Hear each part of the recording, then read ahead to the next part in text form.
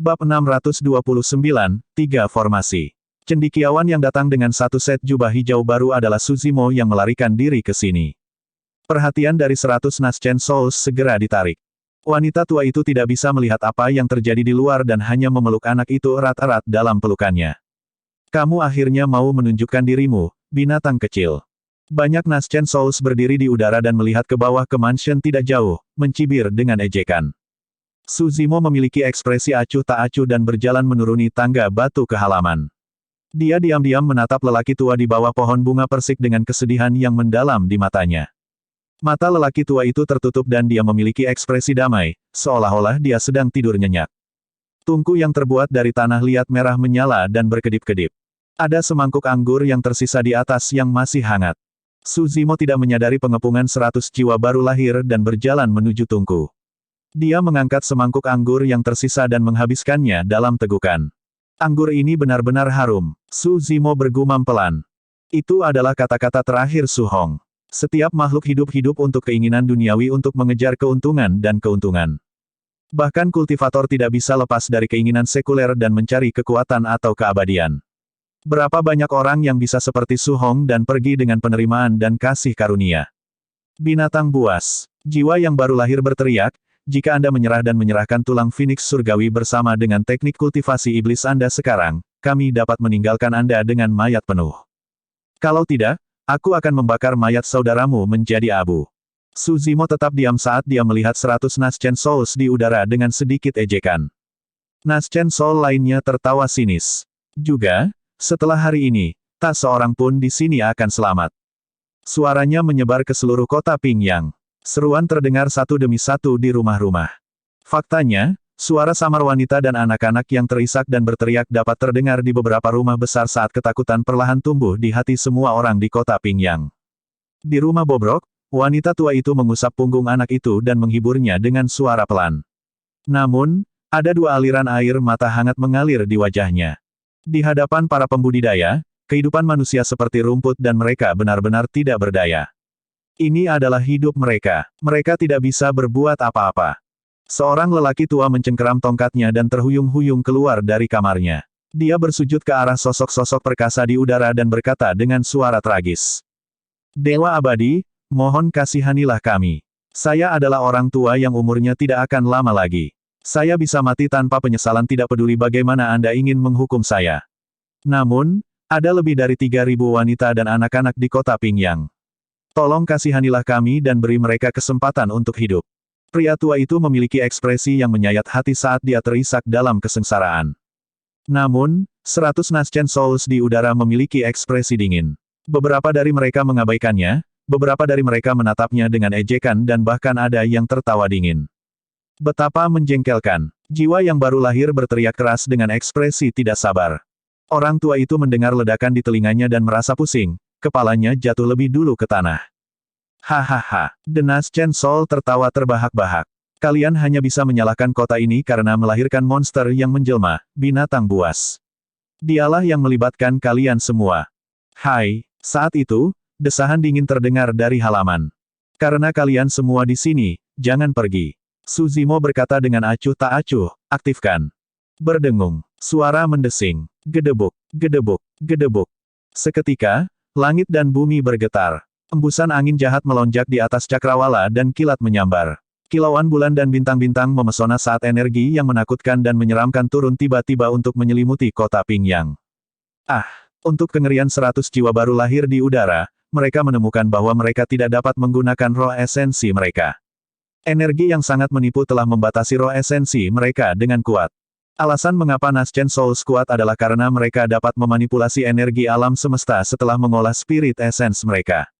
Dengan kata lain, itu adalah kekuatan Dharma yang legendaris. Inti dari menggunakan senjata dan seni Dharma adalah roh esensi mereka. Setelah roh esensi mereka dikunci, jiwa yang baru lahir praktis kehilangan kemampuan terkuat mereka. Itu formasi. Sebuah formasi. Naschen Soul berseru keras dengan cara yang bingung. Diam. Orang lain memarahi. Semua orang bisa tahu bahwa itu adalah formasi. Tapi formasi apa itu sebenarnya? Petik 2. Mengingat pengalaman mereka, mereka semua secara alami tahu bahwa mereka telah jatuh ke dalam penyergapan mengingat situasinya. Anas Chen Sol mengambil napas dalam-dalam dan mencoba yang terbaik untuk menenangkan diri. Saya sudah mencoba sedikit teknik formasi sebelumnya. Jika saya tidak salah, ini seharusnya formasi kunci esensi kuno dari zaman kuno. Namun, formasi kuno ini telah lama hilang, bagaimana? Tiba-tiba, kabut menyelimuti lingkungan kota kecil itu. Mereka yang berdiri di kota Ping yang tidak bisa lagi melihat apa yang terjadi di luar. Kota kecil telah terisolasi sepenuhnya. Formasi lain. Ini seharusnya menjadi formasi jebakan untuk mencegah kita melarikan diri. Apa, empedu dia, apa yang dia coba lakukan? Bahkan dengan esens spirit kita terkunci, kita masih bisa menggunakan energi spirit. Kekuatan gabungan kita bukanlah sesuatu yang bisa dia tangani sendirian. Sebelum kata-katanya selesai, cahaya yang menyilaukan meledak dari kota Ping Yang dan serangkaian penghalang cahaya bersinar dengan lambang misterius terukir di atasnya. Ah, formasi ketiga, ini buruk. Bahkan energi rohku telah terkunci. Ini formasi kunci roh kuno. Ekspresi jiwa yang baru lahir berubah dan mereka tidak bisa lagi mengendalikan tubuh mereka saat mereka jatuh dari udara satu demi satu. Kali ini, semua orang benar-benar panik. Ada formasi kunci roh kuno dan formasi kunci esensi kuno. Mereka hampir seluruhnya lumpuh. Ditambah dengan formasi jebakan, kota Ping yang sekarang menjadi sangkar. Di antara tiga formasi jebakan dan formasi kunci roh kuno diletakkan oleh Su Zimo selama waktu luangnya saat menemani Su Hong. Mengingat ranah kultivasinya, dia tidak bisa memahami formasi kunci esensi kuno dan dia juga belum bisa mengaturnya. Alasan mengapa dia bisa mengaktifkan formasi kuno adalah karena 49 bendera formasi yang dia dapatkan dari kuil tua di dasar lembah pemakaman naga. Set bendera formasi berasal dari istana kekaisaran kian besar dan kemudian disimpan di kuil lama setelah kekaisaran dihancurkan. Di permukaan, mereka tampak seperti bendera sederhana. Namun, pada kenyataannya, banyak pekerjaan yang dilakukan untuk memproduksi setiap bendera. Tiang bendera terbuat dari tulang iblis-iblis dan spanduk bendera terbuat dari kulit iblis-iblis dengan penguatan tambahan. Rambut iblis-iblis digunakan sebagai benang untuk mengikat dan mengikat tiang bendera dan spanduk. Darah iblis-iblis digunakan sebagai tinta untuk menggambar pola pada bendera menggunakan kuas yang terbuat dari kekuatan Dharma. Dengan 49 tiang bendera, yang harus dilakukan Su Zimo hanyalah menyusun radius formasi kunci esensi kuno dan menghitung di mana harus menempatkan mata formasi. Setelah itu, dia bisa mengaktifkan formasi setelah merencanakan bendera formasi. Formasi memiliki banyak persyaratan, membutuhkan waktu lama untuk dibentuk dan bersifat pasif. Ditambah dengan fakta bahwa banyak formasi kuno telah hilang, formasi Dao telah menurun. Namun, secara alami ada alasan mengapa formasi Dao masih diturunkan dari sejarah sebagai salah satu dari 4 kelompok yang tidak ortodoks. Era kuno ketika formasi Dao paling berkembang juga merupakan periode waktu ketika manusia membangun fondasi mereka. Manusia pada dasarnya lemah dan mengandalkan formasi kuno yang tak terhitung jumlahnya pada awalnya untuk bertahan melawan ribuan ras. Karena formasi membutuhkan lokasi yang tetap dan pengaturan yang telah direncanakan sebelumnya, sangat sulit untuk menggunakannya, semakin kuat formasi, semakin lama waktu yang dibutuhkan untuk mengaturnya. Tidak mungkin pihak manapun akan menunggu pihak lain untuk membentuk formasi sebelum bertarung sampai mati. Itulah alasan mengapa seorang kaisar menemukan bendera formasi untuk menebus kelemahan formasi Dao. Kaisar dikenal sebagai kaisar formasi dan dia adalah salah satu kaisar kuno yang berperingkat di samping kaisar senjata yang menciptakan cermin pengungkap iblis. Bab 630, Jubah Hijau, Jalan Berdarah. Penerjemah, Lege. Bagian bawah lembah pemakaman naga tidak hanya berisi warisan biara Daming dan Fahua, ada juga barang-barang besar lama dari wilayah utara dari masa lalu serta warisan kekaisaran kian besar. Su Zimo tertidur di dasar lembah pemakaman naga selama 20 tahun terisolasi dari dunia. Dengan demikian, kekuatannya telah tumbuh ke tingkat yang menakutkan. Pertumbuhannya tidak hanya dalam hal pemahamannya tentang agama Buddha. Pemahamannya tentang formasi semakin dalam seiring berjalannya waktu juga. Ketiga formasi itu saling terkait dan akan sulit untuk mencapai efek saat ini jika salah satunya hilang. Bagi banyak manusia, sesuatu tampaknya telah terjadi pada makhluk abadi yang tinggi dan perkasa di langit saat mereka jatuh satu demi satu. Bagaimana ini bisa terjadi? Mungkinkah surga melayani keadilan? Di tengah kebingungan manusia, sesosok tubuh perlahan naik ke langit. Orang itu mengenakan satu set jubah hijau dan memiliki fitur yang halus. Ekspresinya dingin dan ada tatapan membunuh yang dalam di matanya saat dia memegang pedang merah darah. Dia terlihat familiar. Dia tampak seperti... Mulut wanita tua itu terbuka sedikit saat dia menatap sosok di langit dengan tidak percaya, bergumam terus-menerus, ini dia, ini dia. Nenek, siapa itu? Anak dalam pelukannya juga melihat sosok di udara dan bertanya karena penasaran. Tuan muda kedua Su. Ini tuan muda kedua Su dari keluarga Su. Wanita tua itu berkata dengan suara gemetar. Bahkan setelah puluhan tahun, wanita tua itu langsung mengenali Su Zimo. Itu karena meskipun puluhan tahun telah berlalu, usia tidak meninggalkan apapun di wajah tuan muda kedua Su dan dia terlihat sama seperti sebelumnya. Su Zimo menoleh ke samping dan melirik wanita tua dan anak itu sebelum mengangguk, tatapan membunuh di matanya sangat melunak. Wanita tua itu tercengang. Itu adalah tindakan yang akrab dan dia merasa seperti dia telah kembali ke masa lalu dalam sekejap mata. Bahkan setelah berubah menjadi abadi, tuan muda kedua Su tidak berubah. Mata anak itu melebar tanpa berkedip. Ini juga abadi. Namun, anak itu tidak merasakan ketakutan atau tekanan dari Su Zimo. Jantung anak yang awalnya berdebar-debar menjadi tenang. Memegang Blood Quencher, Su Zimo berdiri di udara dan menatap Naschen Souls yang bergegas melarikan diri di kota Ping yang dengan tatapan mengejek di matanya. Kamu masih mencoba melarikan diri. Su Zimo turun dari udara dengan tangan terangkat dan Blood Quencher berdengung keras, seolah-olah sangat bersemangat. Dia menebas kerumunan. Sinar darah meledak. Ledakan. Kerumunan terbelah menjadi dua dan jurang merobek tanah. 7 jiwa baru lahir dibelah menjadi dua oleh sinar darah dan organ mereka berceceran ke tanah dengan bau darah yang memuakkan. Ini adalah pertama kalinya Blood Quencher mengkonsumsi darah setelah kelahirannya kembali. Pedang itu bersinar dengan aura jahat yang cerah. Su Zimo bergerak dan menyerbu kerumunan dalam sekejap. Blood Quencher menyapu secara horizontal. Berdengung. Riak berwarna darah menyebar di udara melintasi kerumunan. Uff, uff, uff. Diselimuti oleh riak berwarna darah, lebih dari 10 Naschen Souls dipenggal kepalanya dengan darah yang memuntahkan, seolah-olah pisau tajam telah memotongnya. Roh esensi mereka terkunci dan binasa di tempat tanpa kesempatan untuk melarikan diri. Rekan tuan yang disempurnakan, mari kita berhenti berlari. Jika kita terus melarikan diri, kita pasti akan dibunuh oleh binatang ini satu demi satu. Tuan Yundu yang sempurna, cepat dan hilangkan formasi sementara kami bertarung melawannya untuk mengulur waktu untukmu. Betul sekali. Mari bergabung. Semua orang berteriak dan berkumpul kembali, mengirimkan ki darah ke arah Su Zimo. Para dewa yang disempurnakan di depan adalah para pejuang yang berwatak keras yang melepaskan ki darah mereka dan maju ke depan dengan tombak dan pedang yang menari. Guyuran. Ki darah Su Zimo melonjak dengan suara tsunami saat dia menebas secara terbalik dengan momentum yang mengejutkan. Sikap pedangnya menyerupai ombak yang menabrak pantai. Dentang, dentang, dentang. Blood Quencher bertabrakan keras dengan senjata Naschen Souls dan melepaskan kekuatan luar biasa yang menyerupai gelombang pasang yang tak terhentikan.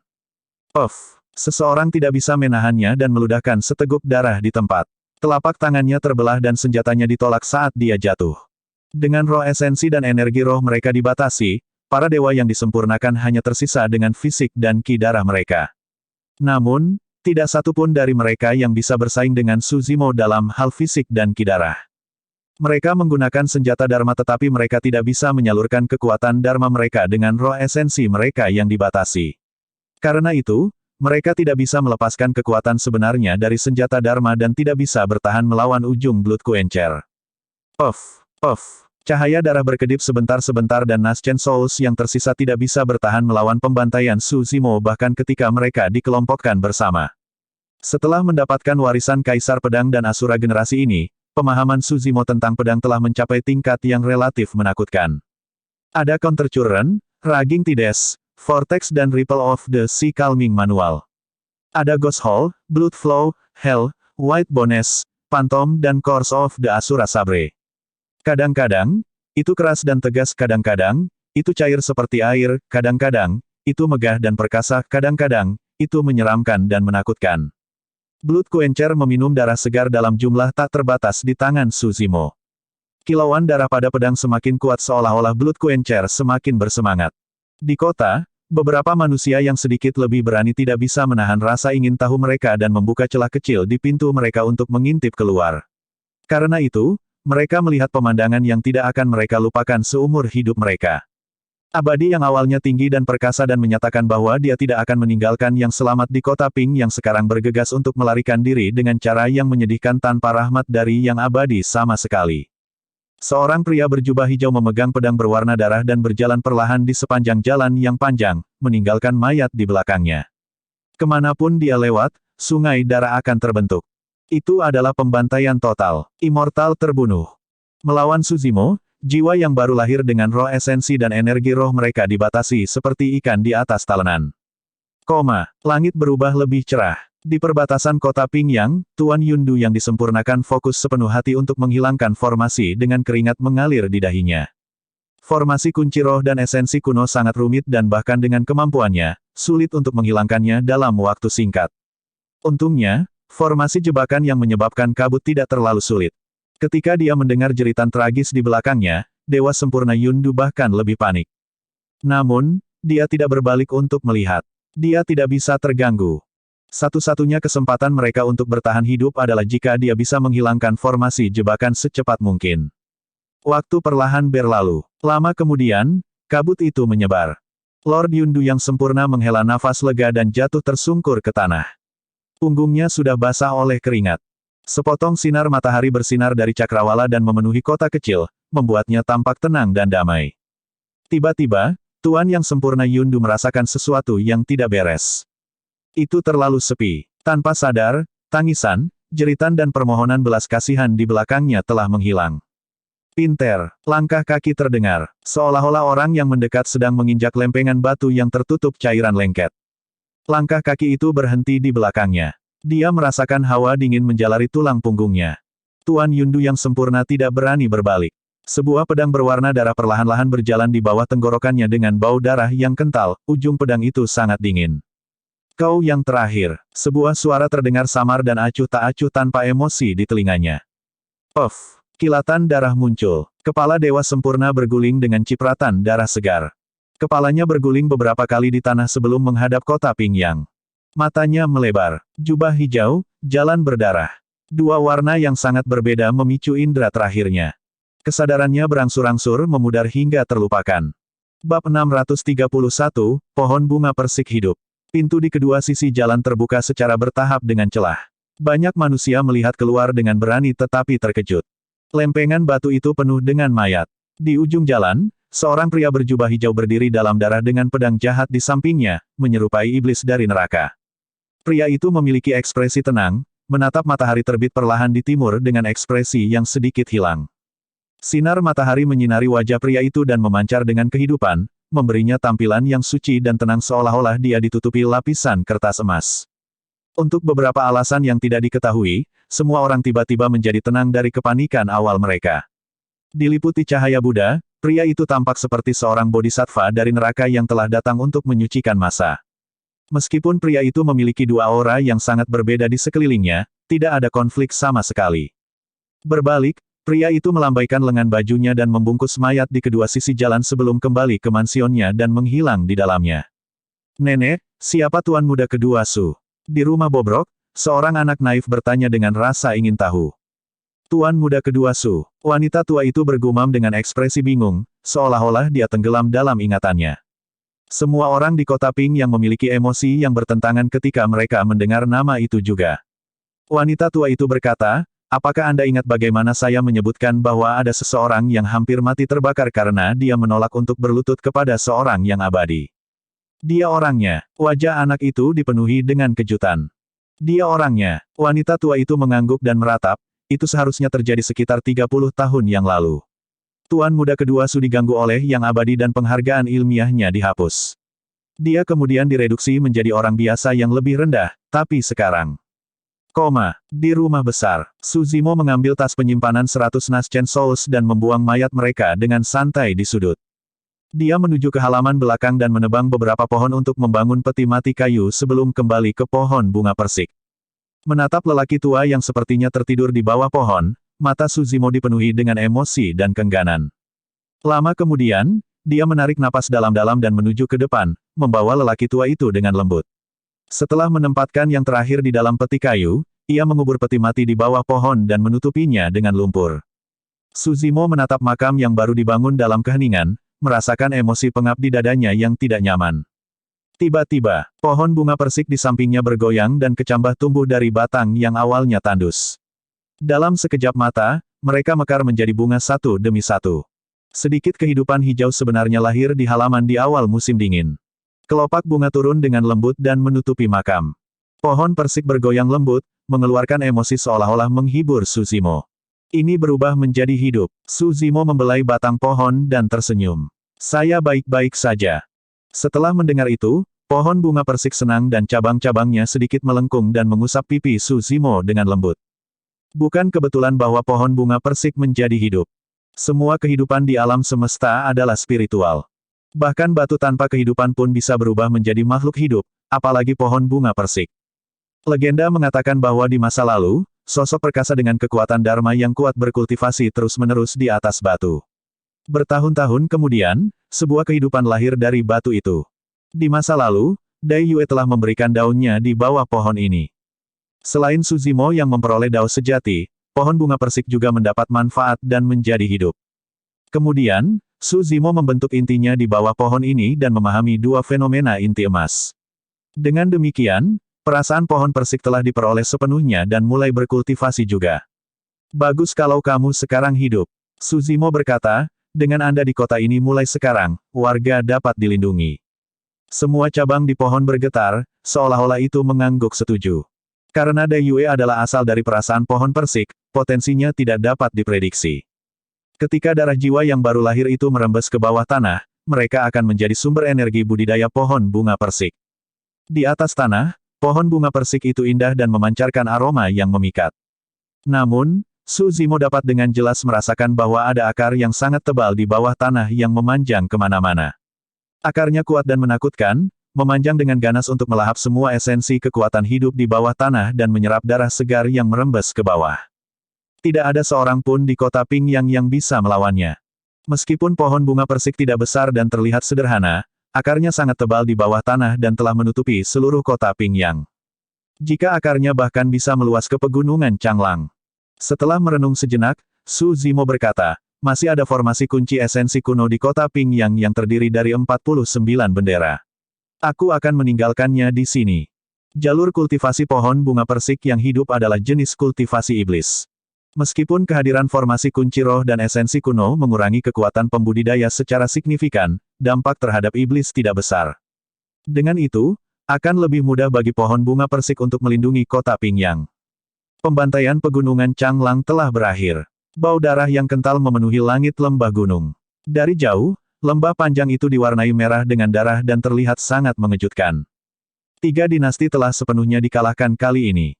Tanpa bantuan Naschen Souls, tentara sekutu tidak bisa bertahan melawan serbuan binatang buas. Sudah beruntung jika sebagian kecil dari tentara dengan beberapa juta tentara bisa melarikan diri hidup-hidup. Dengan itu, masalah eksternal dari dinasti Zhou besar kemungkinan besar teratasi.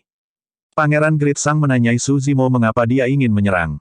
Suzimo menjawab bahwa dia ingin membunuh orang dan menguburkan semua orang bersama kerabatnya yang meninggal. Namun, pada kenyataannya, tujuan sebenarnya adalah untuk melindungi semua orang dari kota Pingyang dan menyelesaikan masalah eksternal dari dinasti Zhou besar. Sudah waktunya aku pergi. Setelah berdiri dalam diam untuk waktu yang lama, Suzimo bergumam. Pohon bunga persik bergoyang dan mengeluarkan sedikit kengganan.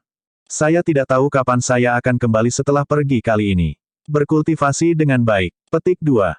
Suzimo mengambil keputusan dan pergi keluar tanpa berlama-lama. Tidak lama kemudian, Suzimo tiba-tiba berhenti dan melihat ke bawah ke sebuah lembah kecil di bagian bawah yang menyerupai surga di bumi. Dia telah mengubur seseorang secara pribadi di lembah itu. Mengalihkan pandangannya, Suzimo melihat seorang pria berpakaian compang camping di samping makam. Seluruh tubuhnya tertutup lumpur dan rambutnya acak-acakan, menutupi wajahnya. Suzimo turun di samping makam dan menuju. Langkah kakinya mengingatkan orang itu. Orang itu berdiri dengan marah dan menggeram ke arah Suzimo, sambil berteriak, pergilah. Enyahlah. Kakakku tidak ingin melakukan kultivasi keabadian, tidak. Keduanya saling bertukar pandang dan tercengang. Itu adalah Sennan. Suzimo hampir tidak bisa mengenalinya. Dia sudah menjadi tua. Kerutan memenuhi wajahnya, rambutnya memutih dan sebagian besar giginya rontok. Sudah hampir 30 tahun. Dalam kultivasi Suzimo, dia tidak bisa merasakan berlalunya waktu. Namun, emosi yang bertentangan melonjak ke dalam hatinya saat melihat Sennan. Dia masih terlihat seperti dia ketika dia berusia 18 tahun.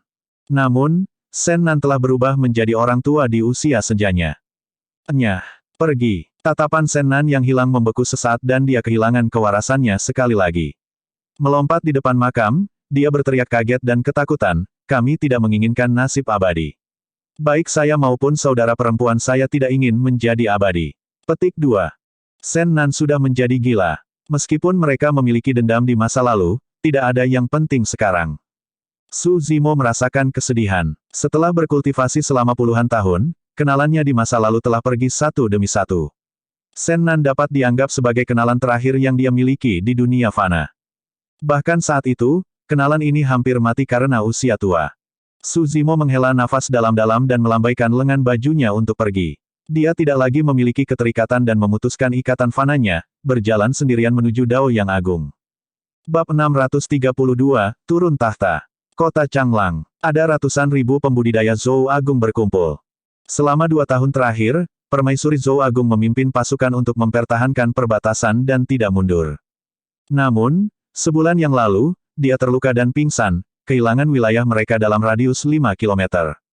Pangeran tertua mengambil alih kendali pasukan pembudidaya dan mundur sepanjang jalan, melepaskan sebagian besar wilayah mereka. Mereka mundur sepanjang jalan utara pegunungan Changlang di mana kota Changlang adalah pijakan sementara mereka. Rumah Tuan Kota, para jenderal, komandan, dan banyak jiwa baru dari pasukan Zhou Agung berkumpul di aula utama mansion tempat Permaisuri Agung Zhou duduk tinggi dan di atas dengan ekspresi dingin. Meskipun dia seorang wanita, dia memiliki aura baja yang pantang menyerah. Wajah Ji Yaoxue sedikit pucat, lukanya belum pulih sepenuhnya. Di depan Naschen Souls, seorang pria berjubah ungu berdiri dengan satu tangan di belakang punggungnya. Rambut hitamnya jatuh seperti air terjun dan matanya dalam, memancarkan bantalan yang luar biasa. Meskipun pria berjubah ungu berdiri di bawah, dia tidak lebih lemah dari Ji Yaoxue dalam hal aura. Suasana sangat tegang di aula utama. Kita tidak bisa mundur. Ji Yaoxue mengatakan kata demi kata dengan ekspresi tegas, ini bukan tentang kehilangan wilayah kita ketika kita mundur, ini adalah fakta bahwa tak terhitung warga Great Zhou akan dibantai oleh 3 dinasti. Selama semuanya berada di bawah kekuasaanku, aku tidak akan membiarkan hal seperti itu terjadi. Yaoxue, kamu terluka. Jangan buang energimu untuk hal seperti ini. Serahkan semuanya padaku. Pria berjubah ungu di bawah tersenyum acuh tak acuh. Meskipun dia berbicara seolah-olah dia khawatir, tidak ada emosi di matanya dan dia sangat tenang. Pria berjubah ungu itu tidak lain adalah pangeran tertua yang menemani tentara. Ji Yaoxue tidak tergerak dan berkata dalam-dalam, saya bisa menyerahkan semuanya kepada Anda, tetapi Anda harus berjanji kepada saya bahwa Anda akan menjaga kota Changlang dan tidak menarik pasukan. Menjaga kota Changlang. Pangeran tertua tertawa dan bertanya, ada jutaan pasukan di tentara sekutu dari 3 dinasti, beberapa kali lebih banyak dari kita. Kekuatan mereka sangat kuat dan ganas. Bagaimana kita harus waspada terhadap mereka? Yaoxue, terkadang kamu masih terlalu percaya diri. Pangeran tertua berdiri tanpa sopan santun dalam kata-katanya melawan Ji Yaoxue. Lord Mingze yang sempurna berdiri di belakang Ji Yaoxue dan mengerutkan kening ketika dia melihat para kultivator dan jenderal di aula utama. Situasinya sepertinya tidak benar. Anda harus berhati-hati, Permaisuri. Petik 2. Lord Mingze yang sempurna mentransmisikan suaranya secara diam-diam. Betul sekali. Kami tidak bisa bertahan. Saya mendengar dari laporan rahasia bahwa tentara sekutu telah tiba di pegunungan Changlang. Setelah malam berlalu, mereka pasti akan melintasi pegunungan dan mendorong ke kota Changlang. Kita tidak akan mendapatkan kesempatan lagi jika kita tidak mundur sekarang. Beberapa jenderal di bawah pimpinan pangeran tertua berdiskusi dengan nada pelan. Ketika dia mendengar diskusi di aula utama, Ji Yaoxue memelototi pangeran tertua dengan dingin. Dia memiliki ekspresi dingin dan berkata perlahan, karena kamu tidak dapat menjaga kota Changlang, mundur. Aku akan menjaganya secara pribadi. Fu. Pangeran tertua tertawa malas dan bertanya, Yaoxue, apakah kamu benar-benar akan sekeras ini? Betul sekali. Nada bicara Ji Yaoxue tegas dan pantang menyerah. Menarik kembali senyumnya, pangeran tertua berkata dengan dingin, kalau begitu, jangan salahkan aku. Ji Yaoxue menyipitkan matanya. Apa yang kamu inginkan? Tidak ada apa-apa. Pangeran tertua mencibir dan niat membunuh melintas di matanya. Karena kamu bersikeras melakukan hal-hal dengan caramu dengan keras kepala, aku tidak punya pilihan selain menggantikanmu. Saat dia mengatakan itu, aula utama menjadi sunyi. Ekspresi Ji Yaoxue berubah saat dia berlari tegak. Namun, tubuhnya bergoyang dan dia hampir jatuh. Tuan Sempurna Mingze mendukungnya dengan tergesa-gesa sebelum beralih ke pangeran tertua untuk bertanya dengan tatapan tajam, "Pangeran tertua, Anda memaksa permaisuri untuk turun tahta." Melepaskan. Pangeran tertua mengangkat kepalanya dalam tawa dan berteriak dengan tatapan mengancam, "Tahta itu bukan miliknya. Saya putra tertua dan tahta seharusnya menjadi milik saya sejak awal." Petik 2. Ji Yaoxue sedang bekerja dan luka lamanya gelisah, menyebabkan dia batuk seteguk darah, wajahnya menjadi lebih pucat. Sambil memegangi dadanya, dia tersenyum pahit. "Kamu akhirnya mengucapkan kata-kata itu." Seorang wanita benar-benar berpikir dia pantas untuk naik tahta. Tidak pernah ada hal seperti itu sepanjang sejarah. Pangeran tertua mencibir sekali lagi. Ekspresi kebanggaan melintas di mata Ji Yaoxue. Dia mendorong Dewa Mingze yang sempurna dan berdiri sendiri. "Saudaraku, aku tidak pernah punya niat untuk bertarung denganmu. Tapi karena kamu meremehkan wanita, aku akan bersikeras untuk bertarung. Berapa banyak orang yang akan berada di pihak Anda jika Anda memaksa saya untuk turun tahta?" Ji Yaoxue berteriak dengan murka seorang permaisuri. Dia mengamati sekelilingnya dengan mata cerah dan banyak jenderal dan komandan menundukkan kepala mereka satu demi satu, tidak berani melakukan kontak mata. Jiwa yang baru lahir di aula utama secara alami tidak takut melawan murka permaisuri dan memandang dengan tenang dengan tatapan terfokus. Jantung Ji Yaoxue berdetak kencang pada reaksi di aula utama. Hal-hal di tentara telah berubah di bulan dia tidak sadarkan diri. Fufu.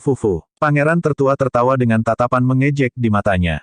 "Ji Yaoxue, selama 20 tahun terakhir, sejak kamu naik tahta, tidak pernah ada kedamaian di Great Zhou. Berapa banyak orang yang menurutmu masih akan berdiri di sisimu?" "Oh, benar, aku juga harus mengingatkanmu. Jika tidak ada yang salah, saudara kita yang kedua dan keempat seharusnya sudah mengirim mosi kepada ayah untuk menyingkirkanmu." Keributan pecah di aula utama. "Apa yang kamu inginkan?" Ji Yaoxue bertanya dengan dingin. Dinasti Zhou besar tidak bisa melawan kekuatan sekutu dari 3 dinasti secara langsung. "Tentu saja, kami akan berusaha untuk bernegosiasi untuk perdamaian. Adapun kondisi." Pangeran tertua berhenti sejenak sebelum menatap Ji Yaoxue dengan senyum palsu. "Kakak, kami harus merepotkanmu untuk mengunjungi 3 dinasti sebagai tamu. Beraninya kamu." Lord Mingze yang sempurna marah dan berteriak, "Kamu berpikir untuk mengorbankan permaisuri, yang tidak dapat diperbaiki. Terlebih lagi, dia adalah adik perempuanmu. Apakah kamu tidak punya hati?" Petik 2. Tidak ada kekerabatan untuk dibicarakan dalam politik. Pangeran tertua berkata dengan dingin dengan ekspresi dingin, "Saya percaya bahwa selama tentara sekutu mundur, bahkan ayah tidak akan menyalahkan saya karena mengorbankan Anda." Ji Yaoxue tetap diam. Lebih dari marah, dia merasakan kesedihan di hatinya. Dia tidak mengharapkan kata-kata seperti itu diucapkan dari kerabat terdekatnya. "Pengkhianat, beraninya kamu." Lord Mingze yang sempurna melambaikan lengan bajunya dan mengirimkan pedang terbang yang melesat ke arah glabella pangeran tertua. Pangeran tertua tidak tergerak dan tanpa ekspresi. Dentang. Pedang terbang lainnya terbang di udara dan menyerang pedang terbang Dewa Mingze yang sempurna. 2 jiwa yang baru lahir berdiri di depan pangeran tertua dan melotot pada Dewa sempurna Mingze dengan dingin. "Yongyan, Jing San. Kalian berdua." Lord Mingze yang sempurna menatap mereka berdua dengan tidak percaya.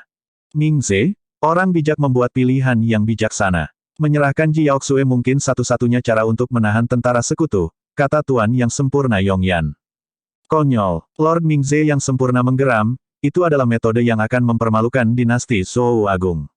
Tidak mungkin tentara sekutu akan mundur dengan pawai kuat mereka. Kalian." Tuan Jingsan yang sempurna menyelanya, "Orang bijak mengenali keadaan mereka. Mingze, kami tidak ingin melawanmu, kamu tidak akan punya kesempatan. Mundur. Apakah kalian akan diam saja ketika permaisuri dalam kesulitan?" Lord Mingze yang sempurna menoleh untuk melihat Naschen Souls lainnya di aula utama. Kebanyakan orang menghindari tatapannya. Sebagian kecil dari mereka bahkan memilih untuk bergerak dan berdiri di belakang pangeran tertua secara langsung. "Senior Mingze, kamu tidak perlu peduli padaku sekarang karena semuanya sudah seperti ini." Ji Yaoxue hancur dan berbisik, "Yang harus kamu lakukan adalah kembali dan memberitahu ayah bahwa bahkan jika aku mati, aku tidak akan jatuh ke tangan 3 dinasti dan membiarkan mereka mempermalukanku." Hahaha. Ketika dia melihat bahwa hasilnya sudah ditentukan, pangeran tertua tidak bisa menahan tawa. "Kakak, jangan salahkan aku karena kejam. Anda hanya bisa menyalahkan diri sendiri karena dilahirkan di keluarga kerajaan. Anda seharusnya tidak pernah melawan saya untuk tahta." Petik 2. Sebelum tawanya berakhir, sebuah perubahan terjadi. Bab 633, Panah untuk menentukan hidup dan mati. Ubin di atas aula utama tiba-tiba hancur. Cahaya gelap turun ke kerumunan dalam sekejap mata. Pada saat itu, ketegangan sudah dekat di dalam aula utama. Meskipun ada banyak pembudidaya di dalamnya, termasuk Naschen Souls, tidak ada yang bisa bereaksi terhadap kemunculan cahaya gelap yang tiba-tiba. Hati-hati, siapa di sana? Kerumunan bubar, ada swoosh. Cahaya gelap sudah disematkan ke tanah, itu adalah panah.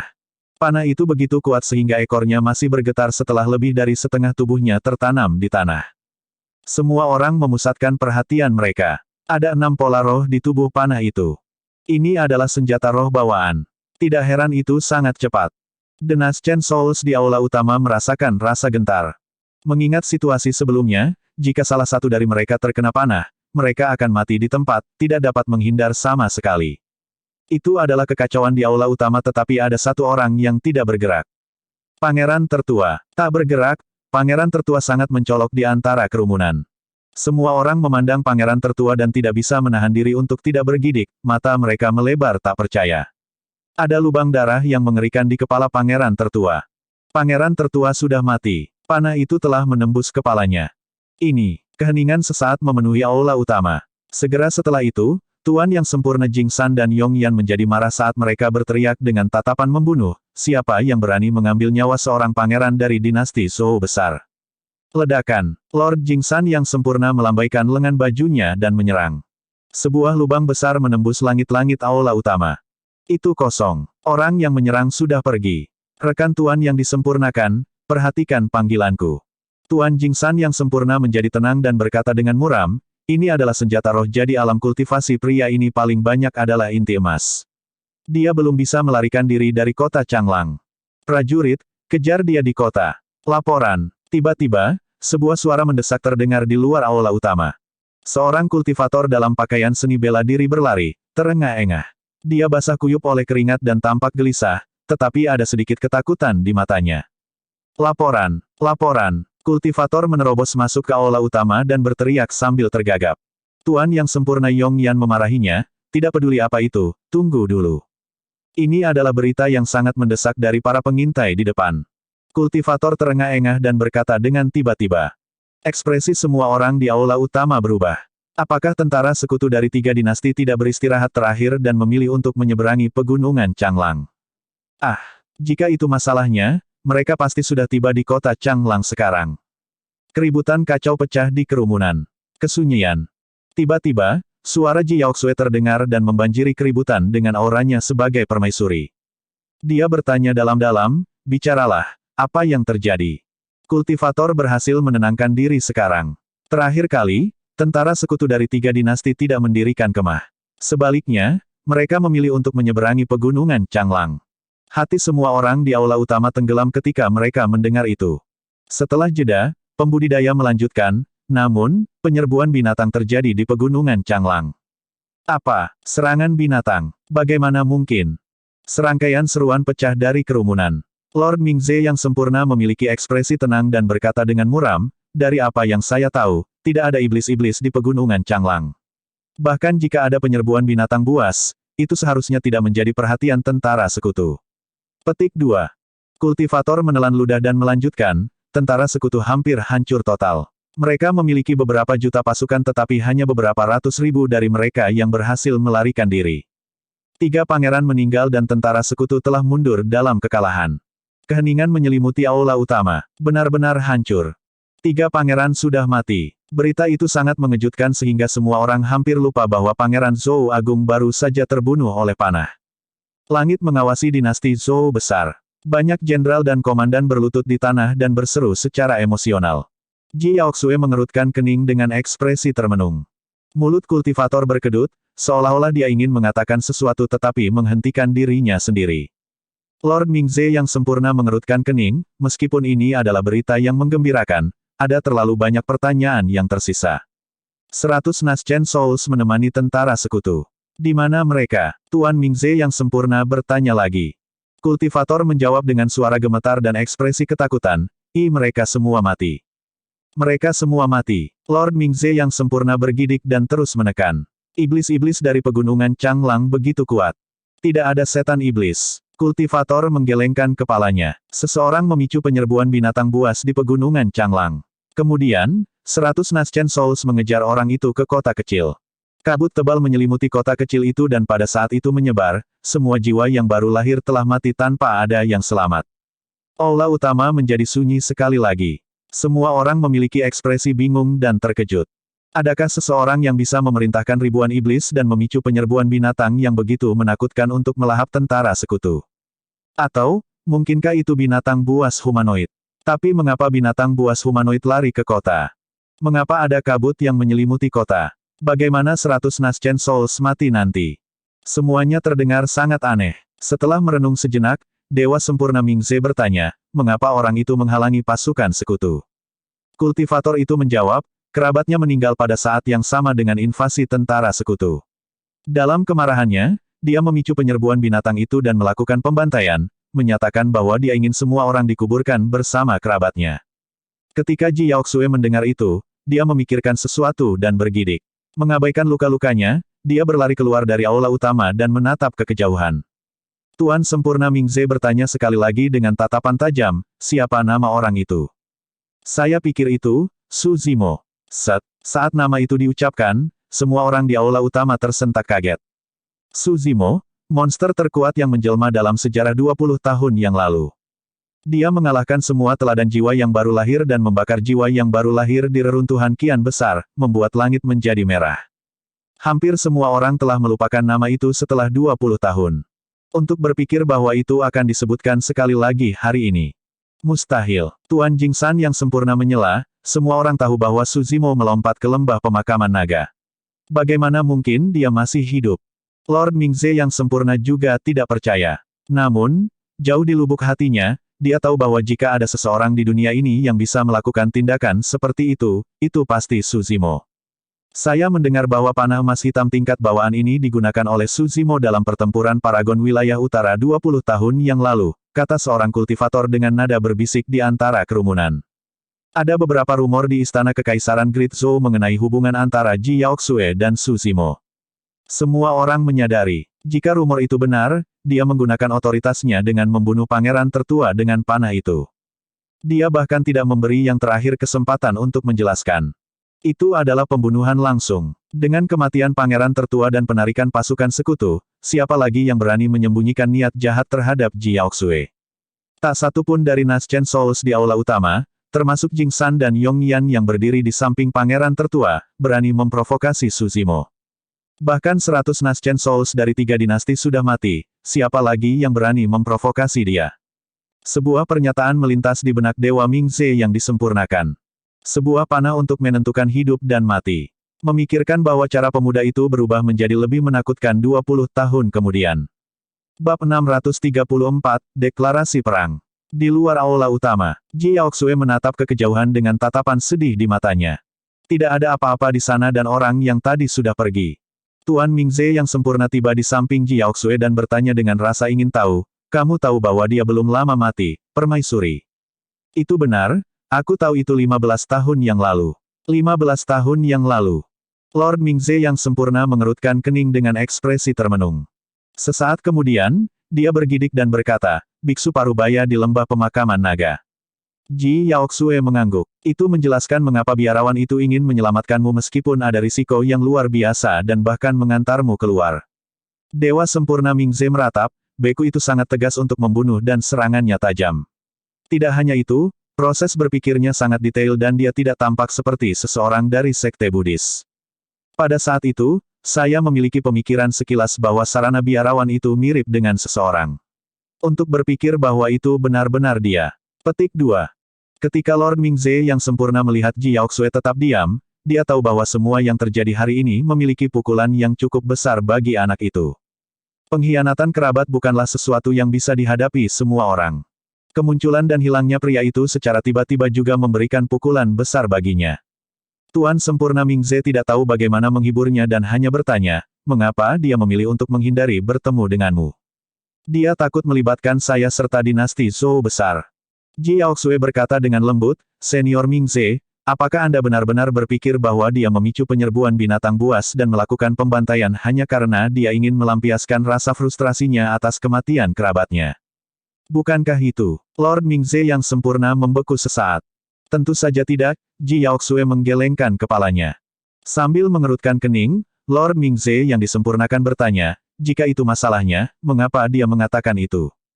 Ji Yaoxue menjawab, itu karena itulah satu-satunya cara agar tidak dikaitkan dengan saya atau dinasti Zhou besar.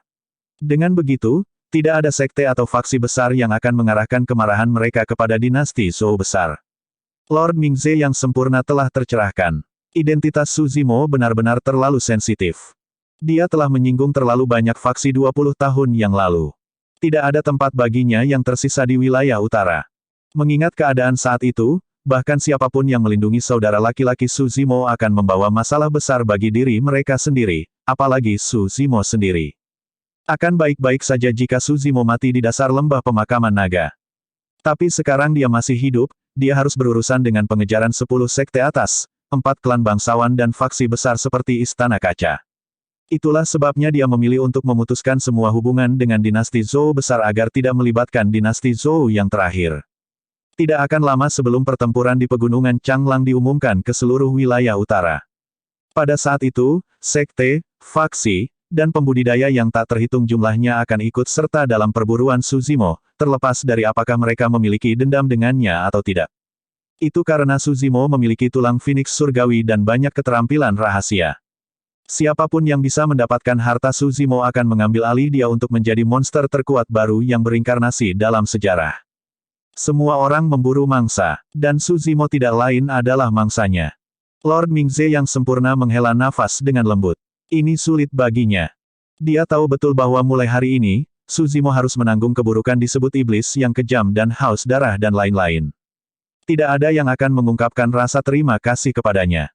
Itu karena semua orang akan menganggap Su Zimo sebagai iblis yang kejam yang tangannya ternoda oleh darah manusia yang tak terhitung jumlahnya hanya karena dia ingin melampiaskan rasa frustrasinya. Karena dia bukan manusia, dia adalah musuh bersama bagi semua orang. Ji Yaoxue samar-samar menyadari bahwa mereka berdua mungkin tidak akan pernah bertemu lagi setelah kepergian ini. Permaisuri, mari kita kembali. Tuan yang sempurna Mingze berkata dengan lembut, Zhou Agung tidak lagi khawatir sekarang karena pasukan sekutu dari 3 dinasti telah ditarik. Saya percaya bahwa mulai hari ini, tidak seorang pun di seluruh Great Zhou akan berani menanyai Anda. Petik 2. Ji Yaoxue menghela nafas dan berbalik untuk pergi. Karena meninggalnya kerabatnya, Su Zimo muncul dan memicu penyerbuan binatang buas untuk membunuh jutaan pembudidaya dan 100 jiwa baru lahir di sebuah kota. Sepotong berita berdesir di seluruh wilayah utara seperti angin puyuh. Gelombang mengejutkan diaduk di dunia kultivasi wilayah utara sekali lagi. Bagaimana itu bisa terjadi? Semua orang menyaksikannya melompat ke lembah pemakaman naga 20 tahun yang lalu. Bagaimana dia masih hidup? Jutaan pembudidaya. Betapa kuatnya. Saya mendengar bahwa dia belum berhasil berkultivasi menjadi iblis-iblis. Jika demikian, bagaimana dia berhasil membunuh 100 Naschen Souls? Mungkinkah kekuatannya telah tumbuh ke tingkat yang menakutkan? Petik 2. Saya pikir Naschen Souls jatuh ke dalam penyergapan dan energi roh dan roh esensi mereka terkunci. Apakah dia menyatakan perang melawan manusia? Itu adalah topik diskusi umum di antara semua pembudidaya di wilayah utara.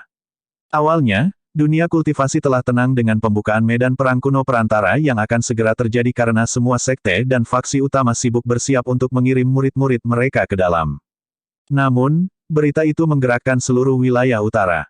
Jumlah pembudidaya di dinasti Zhou besar meningkat secara signifikan. Semua sekte dan faksi utama bergerak, semuanya ingin menjadi yang pertama memburu Su Zimo. Penggarap dari 10 sekte atas, 4 klan bangsawan, 2 keluarga bangsawan dan bahkan sekte super seperti Istana Kaca dan sekte Bumi Jahat muncul satu demi satu untuk mencari Su Zimo. Hampir tidak mungkin bagi Su Zimo untuk terus bersembunyi mengingat keadaan saat ini.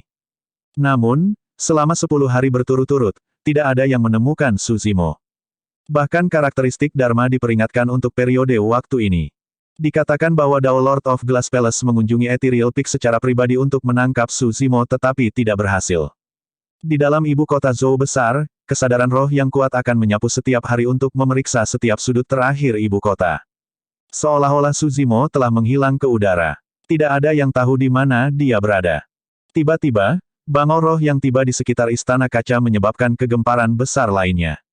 Ada pernyataan tertulis di atasnya. Kamu sebaiknya tidak mengirim pembudidaya ke medan perang kuno, atau aku akan membunuh setiap orang dari mereka yang kulihat. Darah akan dibayar dengan darah untuk 13 kota di negara Yan. Petik 2. Itu ditandatangani dengan nama, Su Zimo. Fakta bahwa tidak ada seorang pun dari istana kaca yang menyangkalnya berarti bahwa itu mungkin benar. Sepotong berita menyebabkan kegemparan besar. Ada seseorang di dunia ini yang berani mengancam istana kaca. Ini adalah deklarasi perang. Inti emas mendeklarasikan perang melawan Titan besar sejarah di daratan Tianhuang. Itu adalah keberanian yang tidak ada yang bisa menandingi. Tidak ada plot licik atau licik. Itu adalah deklarasi perang di siang hari yang cerah. Dia mengancam istana kaca di bawah pengawasan seluruh dunia kultivasi. Jika mereka berani mengirim siapapun ke medan perang kuno, semua orang akan dibunuh oleh Su Zimo. Darah akan dibayar dengan darah untuk 13 kota di negara Yan. 20 tahun penuh telah berlalu. Tidak ada yang menyangka Su Zimo akan selamat. Kurang dari itu, tidak ada yang berharap monster yang menjelma ini muncul kembali dengan sikap mendominasi sehingga dia berani menginjak-injak martabat istana kaca dan menyatakan perang melawan mereka. Seluruh dunia kultivasi gempar dan diskusi perselisihan. Baja mudah patah jika terlalu kaku. Anak itu terlalu berani untuk berani memprovokasi istana kaca sebagai iblis roh alam inti emas. Saya pikir dia memiliki keinginan mati. Petik 2. Saya kira tidak demikian. Menurut pendapat saya pikir dia sangat cerdas. Hah? Mengapa kamu mengatakannya? Jika dia menyerang di Glass Palace secara langsung, itu akan menjadi permintaan kematian. Namun, dia sangat pintar untuk mengalihkan pertarungan ke medan perang kuno. Petik 2. Terus, anak itu membunuh Si Wuya 20 tahun yang lalu dan dapat dianggap sebagai makhluk sempurna nomor 1 di wilayah utara. Dengan pembatasan medan perang kuno di ranah inti emas, dia akan setara dengan dewa di dalam. Bagaimana mungkin ada orang dari istana kaca yang cocok untuknya? Itu mungkin tidak benar. Jangan lupa bahwa Void Reversion menghancurkan Golden Core-nya sepenuhnya, itu tidak dapat disangkal. Selanjutnya, anak itu tidak memiliki energi roh dalam pertempuran di pegunungan Changlang. Menurut pendapat saya, kekuatannya malah turun. Petik 2. Bab 635, 3 peringkat enigma. Su Zimo menyatakan perang ke istana kaca. Mengenai itu, sekte besar, faksi, dan pembudidaya individu memiliki pendapat yang berbeda-beda. Beberapa dari mereka merasa bahwa momentumnya ada pada Su Zimo sekarang setelah dia berhasil bertahan dan membunuh jutaan pembudidaya sekarang setelah dia kembali. Ada yang merasa Su Zimo arogan, terlalu percaya diri, dan tidak tahu batas kemampuannya, apa yang dilakukannya sama dengan semut yang mencoba memindahkan pohon. Dia memiliki fisik yang kuat, garis keturunan yang mengejutkan dan kekuatan tempur jarak dekat yang menakutkan. Namun, yang tidak dapat disangkal adalah fakta bahwa inti emasnya lumpuh. 20 tahun yang lalu, tidak mungkin serangan langsung dari Void Reversion bisa meleset. Tidak ada cara untuk memulihkan inti emas yang hancur juga. Selanjutnya, dalam pertempuran di pegunungan Changlang, tidak ada pembudidaya yang masih hidup merasakan fluktuasi energi roh dari Su Zimo. Penghancuran inti emasnya berarti dia tidak memiliki fenomena inti emas untuk diandalkan. Bagi sebagian orang, hasil pertarungan antara Su Zimo yang telah kehilangan inti emasnya dan paragon tak tertandingi dari ranah inti emas istana kaca adalah tidak pasti. Selanjutnya, akan ada Sealer di medan perang kuno menengah. Istana kaca memiliki sejarah panjang, fondasi yang kokoh dan mereka adalah salah satu sekte abadi, bagaimana mereka bisa terancam oleh satu bangau roh dari Su Zimo. Pertempuran besar pasti akan pecah di medan perang kuno. Istana kaca bersiap untuk pertempuran sambil mencari Su Zimo, bahkan menawarkan hadiah besar untuk penangkapannya. Sayangnya, 20 hari berlalu tanpa ada kabar tentang Su Zimo. Tanggal pembukaan medan perang kuno semakin dekat. Kuil tua yang tenang di dasar lembah pemakaman naga. Di halaman, ada 2 orang dan seekor rubah. Seorang biksu kecil duduk dalam posisi lotus menghadap matahari dengan kepala menunduk. Bermandikan sinar matahari, dia membaca sutra Buddha dan sepertinya dia diselimuti oleh cahaya Buddha. Di sisi lain, seorang sarjana berjubah hijau duduk di bangku batu dengan santai dengan tangan di belakang punggungnya. Dia tampak seperti sedang beristirahat dengan mata tertutup dengan cara yang sangat santai. Seekor rubah kecil berwarna merah menyala melompat-lompat di atas tubuh cendekiawan berjubah hijau itu dengan gembira. Kuil tua, biksu, cendekiawan, rubah, Sansekerta. Semuanya tampak seperti adegan dari sebuah lukisan. Biksu itu adalah Ming Zhen. Cendekiawan itu tentu saja Suzimo yang baru saja menyebabkan kehebohan besar di wilayah utara. Seorang biksu tua berjalan keluar dari aula besar. Ming Xin, Ming Zhen, persiapkan dirimu. Medan perang kuno akan segera terbuka. Biarkan saya menjelaskan kepada kalian tentang asal-usul peringkat fenomena. Petik 2. Suzimo dan Ming Zhen berdiri tegak dan duduk dengan penuh perhatian. Di era kuno, manusia bangkit dan bertarung melawan 9 ras primordial. Untuk memastikan bahwa warisan umat manusia terus berlanjut, seorang ahli dari zaman kuno, Pri Linglong, mengatur peringkat untuk memilih mereka yang memiliki potensi terkuat di generasi muda untuk dirawat secara intensif dan mempertahankan warisan kita. Oleh karena itu, ada aturan ketat dalam peringkat usia. Siapapun yang berusia di atas 200 tahun tidak diizinkan untuk dimasukkan ke dalam peringkat. Petik 2. Suzimo mengangguk setuju. Pemeringkatan itu dimaksudkan untuk mengumpulkan paragon ras manusia dan inkarnasi monster yang kuat. Secara alami, harus ada batasan usia yang kuat. Dibandingkan dengan Golden Chorus yang memiliki umur 500 tahun, siapapun yang berusia 200 tahun dianggap muda. Suzimo tidak bisa tidak memikirkan seseorang. Nomor 1 dari peringkat fenomena sebelumnya, Diin. Kembali ketika dia berusia 30-an 100 tahun yang lalu, dia telah mencapai tempat nomor 1 dari peringkat fenomena. Alasan mengapa dia ingin memasuki medan perang kuno lagi adalah agar dia bisa mencapai posisi nomor 1 2 kali berturut-turut. Pri Linglong telah lama naik setelah melewati kesengsaraan. Sekarang, pelepasan setiap peringkat fenomena inti emas dilakukan oleh Istana Enigma yang dia dirikan. Pada saat itu, biksu tua itu berhenti sejenak. 9 sekte abadi, 8 ras iblis, 7 sekte iblis, 6 biara Buddha, 5 doktrin sesat, 4 kelompok tidak ortodoks, 3 keluarga bangsawan, 2 pulau dan 1 istana. Itu adalah faksi terkuat di daratan Tianhuang sampai sekarang. Jika Enigma Palace memenuhi syarat untuk menerbitkan peringkat fenomena inti emas di medan perang kuno, itu harus menjadi 1 istana di faksi teratas. Istana Enigma. Mata Suzimo berkilauan saat dia bergumam. Dalam benaknya, seorang pembudidaya pucat, gemuk dan tidak berjanggut dengan kipas lipat muncul. Suzimo mengeluh, Istana Enigma, Lin Xuanji, 1, aku ingin tahu apakah mereka terhubung. Setelah beberapa saat merenung, Suzimo bertanya, Pri Linglong pasti seorang kaisar kuno juga jika dia memiliki pengaruh seperti itu untuk mengumpulkan semua inkarnasi monster di dunia. Meskipun Pri Linglong adalah seorang ahli dari zaman kuno, dia bukan seorang kaisar. Biksu tua itu menggelengkan kepalanya. Namun, dia memiliki identitas lain, dia adalah istri kaisar manusia. Istri kaisar manusia, itu menjelaskan segalanya. Lebih jauh lagi, fakta bahwa Pri Linglong mampu mendirikan Istana Enigma dan mewariskan warisannya adalah bukti bahwa dia tidak lemah di masa lalu. Biksu tua itu melanjutkan, itu juga bagian dari alasan mengapa Istana Enigma memiliki status unik di dunia kultivasi dan berada di peringkat bersama Sekte Abadi, Buddha, dan Iblis. Karena Kaisar Manusia tidak meninggalkan warisan apapun, Istana Enigma adalah satu-satunya sekte yang terkait dengan Kaisar Manusia.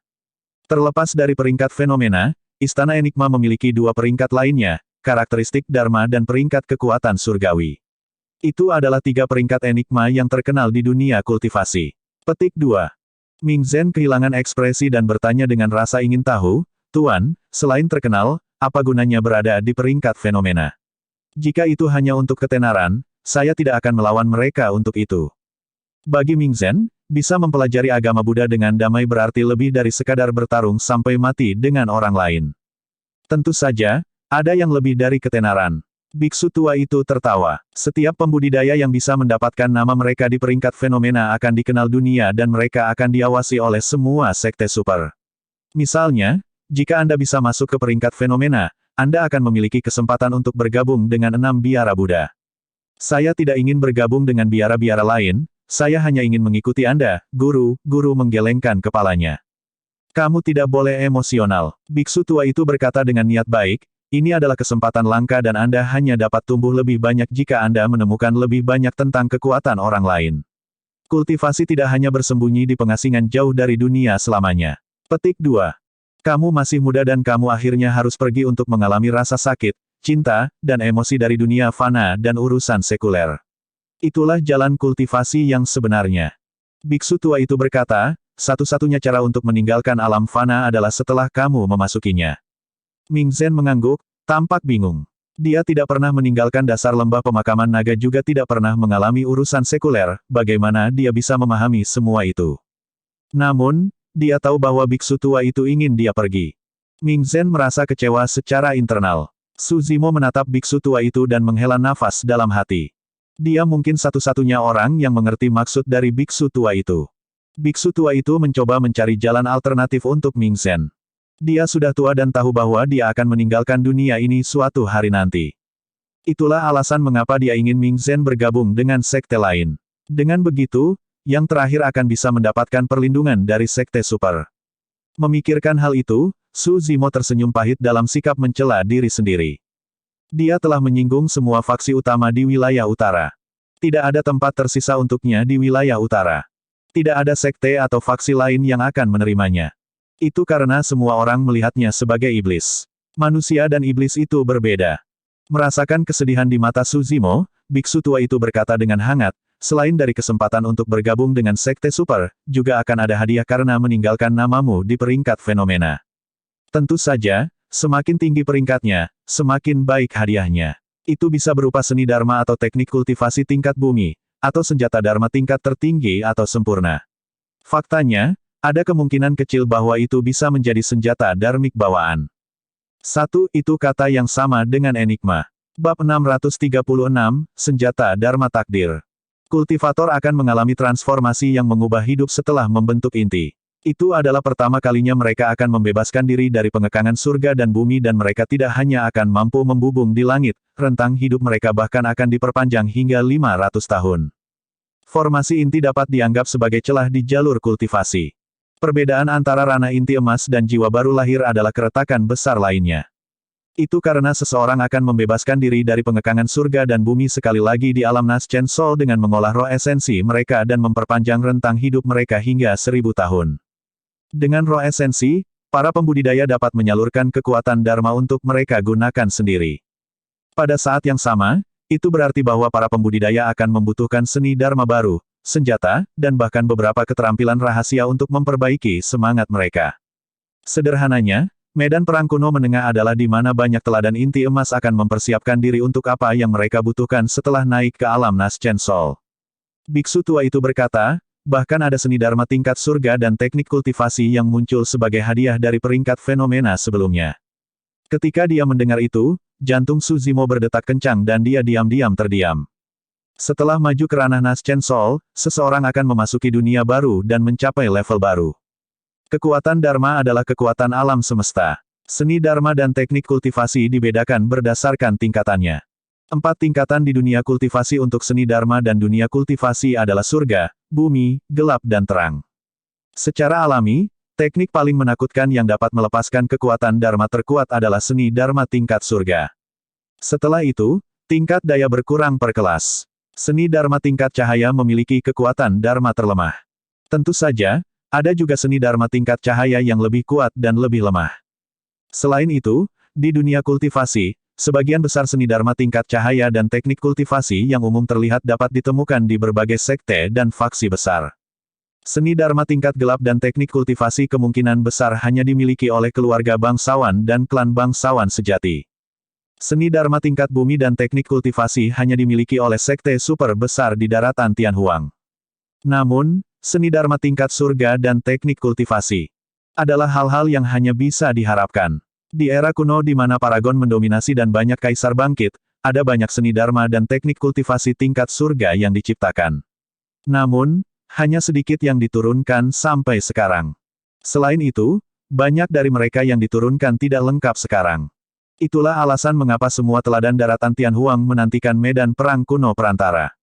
Itu juga alasan mengapa Diyin bersedia menekan ranah kultivasinya sehingga dia bisa memasuki medan perang kuno sekali lagi. Segel Dharma Daming yang Su Zimo kembangkan pada awalnya adalah seni Dharma tingkat bumi.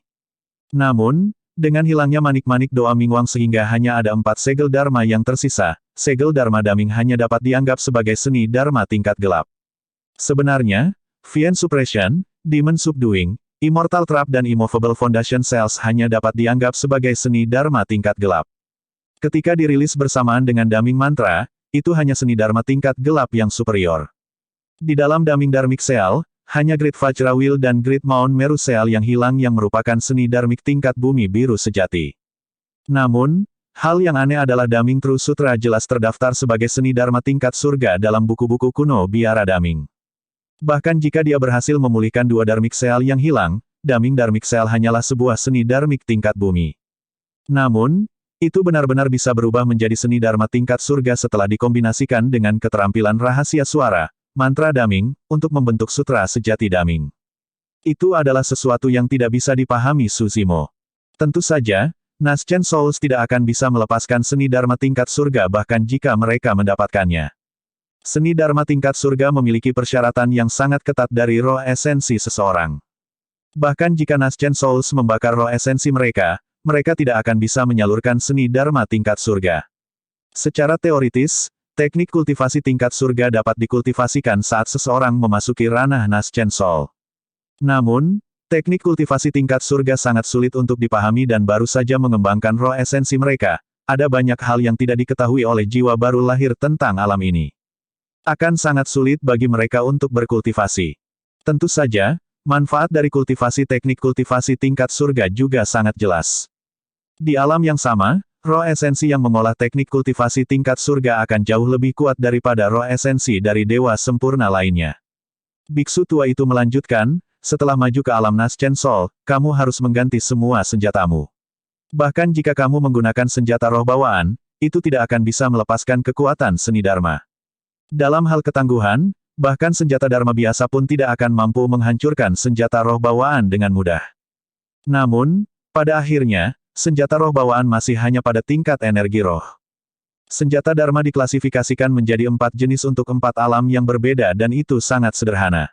Senjata yang digunakan oleh Naschen Souls disebut senjata Perfected Lord Dharmic dan senjata yang digunakan oleh Void Reversions adalah senjata Dao Being Dharmic. Setelah itu, karakteristik Dharma menggunakan senjata Dao Lord Dharmic dan tubuh bersama menggunakan senjata Mighty Figure Dharmic. Pada saat itu, hati Suzimo bergerak dan dia bertanya secara otomatis, ada juga alam Mahayana di atas tubuh bersama. Kalau begitu, apakah para patriark itu menggunakan senjata patriark Dharma? Salah. Biksu tua itu tersenyum. Para leluhur Mahayana menggunakan harta Dharma.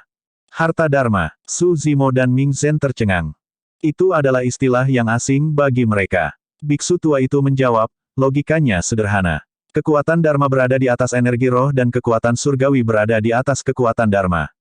Dengan itu, seni Dharma berada di atas seni roh dan seni dewa berada di atas seni Dharma. Dengan perbandingan yang sama, senjata Dharma berada di atas senjata roh dan harta Dharmik berada di atas senjata Dharma.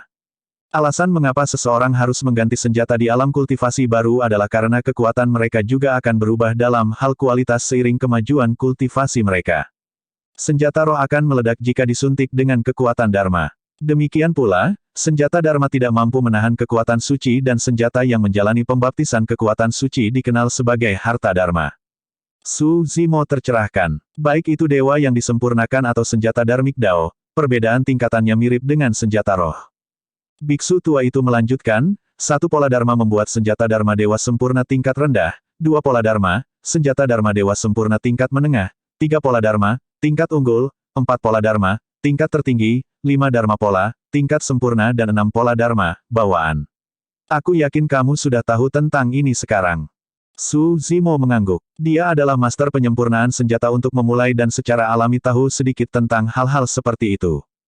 Setelah jeda singkat, biksu tua itu menarik napas dalam-dalam, ada hal penting lain yang ingin saya bicarakan.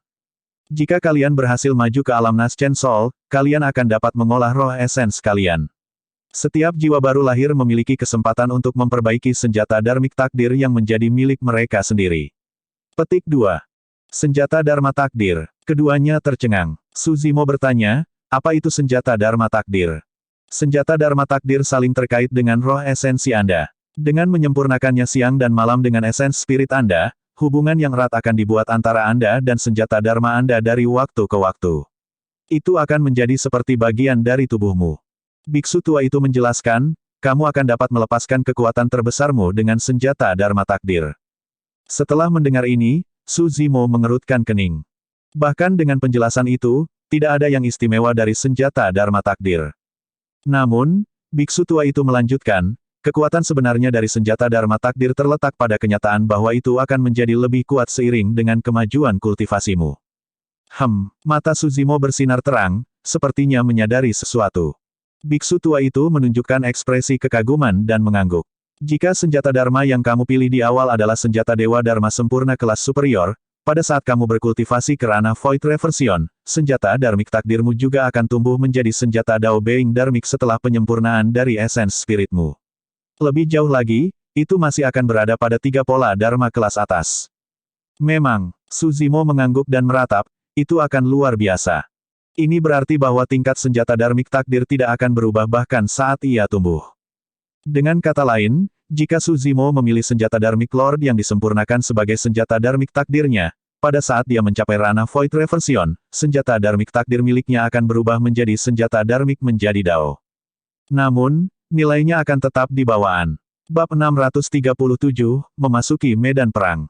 Biksu tua itu berkata, tentu saja, akan lebih baik jika Anda bisa mendapatkan senjata Dharma bawaan sebagai senjata Dharma takdir.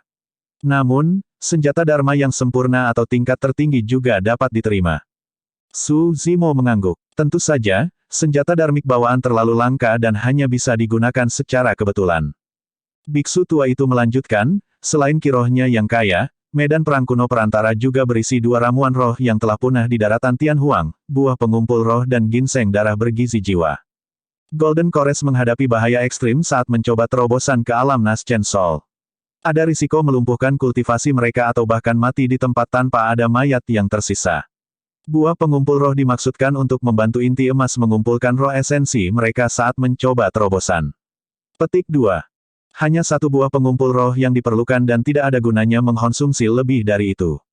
Setelah maju ke alam Naschen Soul, para pembudidaya akan dapat meningkatkan kecepatan kultivasi mereka dengan mengonsumsi ginseng darah bergizi jiwa untuk memelihara roh esensi mereka dan memperkuatnya. Ini adalah bahan roh yang langka. Secara alami, untuk ginseng darah bergizi jiwa, semakin banyak semakin baik. Petik 2. Suzimo memiliki pemahaman yang kasar. Terlepas dari peluang yang tak terhitung jumlahnya, medan perang kuno menengah juga memiliki jumlah sumber daya budidaya yang tak terbayangkan. Jika dia bisa mendapatkan manfaat yang cukup dari dalam, jalur kultivasinya di masa depan akan jauh lebih lancar. Tentu saja, ada juga ancaman yang tak terhitung jumlahnya di medan perang kuno menengah. Ini 10 kali lebih berbahaya daripada semua yang kamu alami di medan perang kuno dasar. Biksu tua itu berkata dengan tegas, kamu telah membuat terlalu banyak musuh jadi kamu harus sangat berhati-hati. Selain itu, iblis dari daratan Tianhuang juga akan berada di medan perang kuno perantara. Petik 2. Iblis. Suzimo membeku sesaat. Biksu tua itu mengangguk. Setelah membentuk inti mereka, iblis juga akan terus membentuk roh esensi mereka. Oleh karena itu, mereka juga akan masuk untuk bertarung dengan kalian demi ginseng darah bergizi jiwa dan buah pengumpul roh. Pada saat itu, Suzimo menyadari. Bagian Yin Spirit muncul setelah bagian formasi inti dalam Mystic Classic of the 12 Demon Kings of the Great Wilderness. Pada kenyataannya, roh Yin dan roh esensi dari jiwa yang baru lahir serupa. Setelah mengolah roh Yin mereka, iblis menjadi iblis jahat dan dapat mengambil bentuk manusia dan berbicara dalam bahasa manusia. Faktanya, mereka bahkan dapat menyembunyikan ki iblis mereka sehingga para pembudidaya tidak akan dapat membedakan mereka. Setelah mengolah roh Yin, iblis juga dapat mengendalikan kekuatan Dharma. Setelah dirilis, mereka akan menjadi teknik iblis legendaris. Biksu tua itu berkata, setan-setan biasa bukanlah ancaman bagimu. Namun, ada tanah luas di daratan Tianhuang di mana 8 ras iblis utama tinggal yang dikenal sebagai 8 wilayah iblis.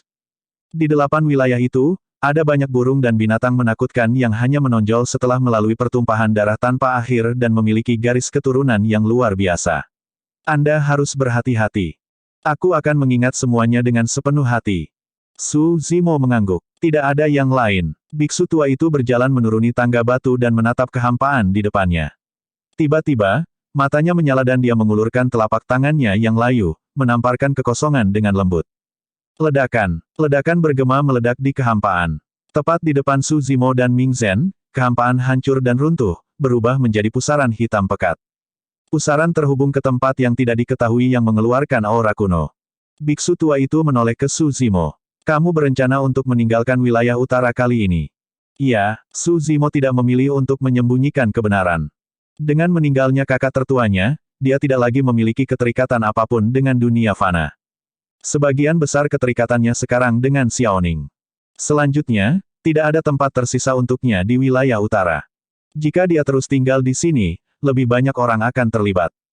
Alasan mengapa Suzimo bahkan tidak kembali ke puncak etiril ketika dia muncul kembali adalah karena dia tidak ingin yang terakhir terbebani karena dia. Biksu tua itu menatap dengan penuh belas kasih dan berkata dengan hangat, hanya ada satu hal yang perlu kamu ingat setelah meninggalkan wilayah utara. Jika Anda benar-benar menghadapi bahaya dan tidak punya tempat untuk lari, gunakan jimat pengalihan utama dan kembali ke sini. Petik 2. Selama aku masih hidup, aku pasti bisa menjamin keselamatanmu. Suzimo mengerucutkan bibirnya dalam diam dan membungkuk dalam-dalam pada biksu tua itu. Lanjutkan, biksu tua itu melambaikan tangannya. Suzimo dan Ming Zhen bertukar pandang dan tidak ragu-ragu, melompat ke pusaran dalam kehampaan bersama dengan rubah kecil. Suzimo merasakan dunia berputar. Dalam sekejap mata, sepertinya tubuh dan jiwanya telah terpisah dari kendalinya. Lingkungannya gelap gulita dan dia tidak bisa melihat apa-apa. Semua inderanya telah menghilang. Bahkan persepsi rohnya terasa kabur. Mereka berdua sepertinya bepergian melalui terowongan yang gelap. Awalnya, Suzimo masih bisa mengandalkan persepsi rohnya untuk merasakan kehadiran Ming Zhen dan rubah kecil. Namun, tidak lama kemudian, Suzimo menemukan bahwa Ming Zhen dan rubah kecil telah menghilang dari persepsi rohnya. Bertahap, sebuah titik cahaya muncul di hadapannya, membesar dan menjadi lebih jelas. Kesadarannya kembali. Tubuh dan jiwanya tampaknya telah bergabung kembali. Astaga, Suzimo meledak dari titik cahaya dan tubuhnya turun dengan cepat. Itu adalah dunia baru. Spirit Ki beberapa kali lebih kaya daripada di luar. Suzimo tahu bahwa dia telah memasuki medan perang kuno perantara. Melepaskan persepsi rohnya, Suzimo waspada dan mengamati sekelilingnya. Itu luas dan kosong. Ming Zhen dan rubah kecil sudah menghilang. Suzimo sedikit mengernyitkan alisnya. Dia menyadari bahwa ada sesuatu yang salah dalam proses teleportasi dan mereka terpisah. Sedikit penyimpangan dalam teleportasi bisa membuat mereka terpisah ratusan kilometer. Suzimo tidak khawatir tentang Ming Zhen.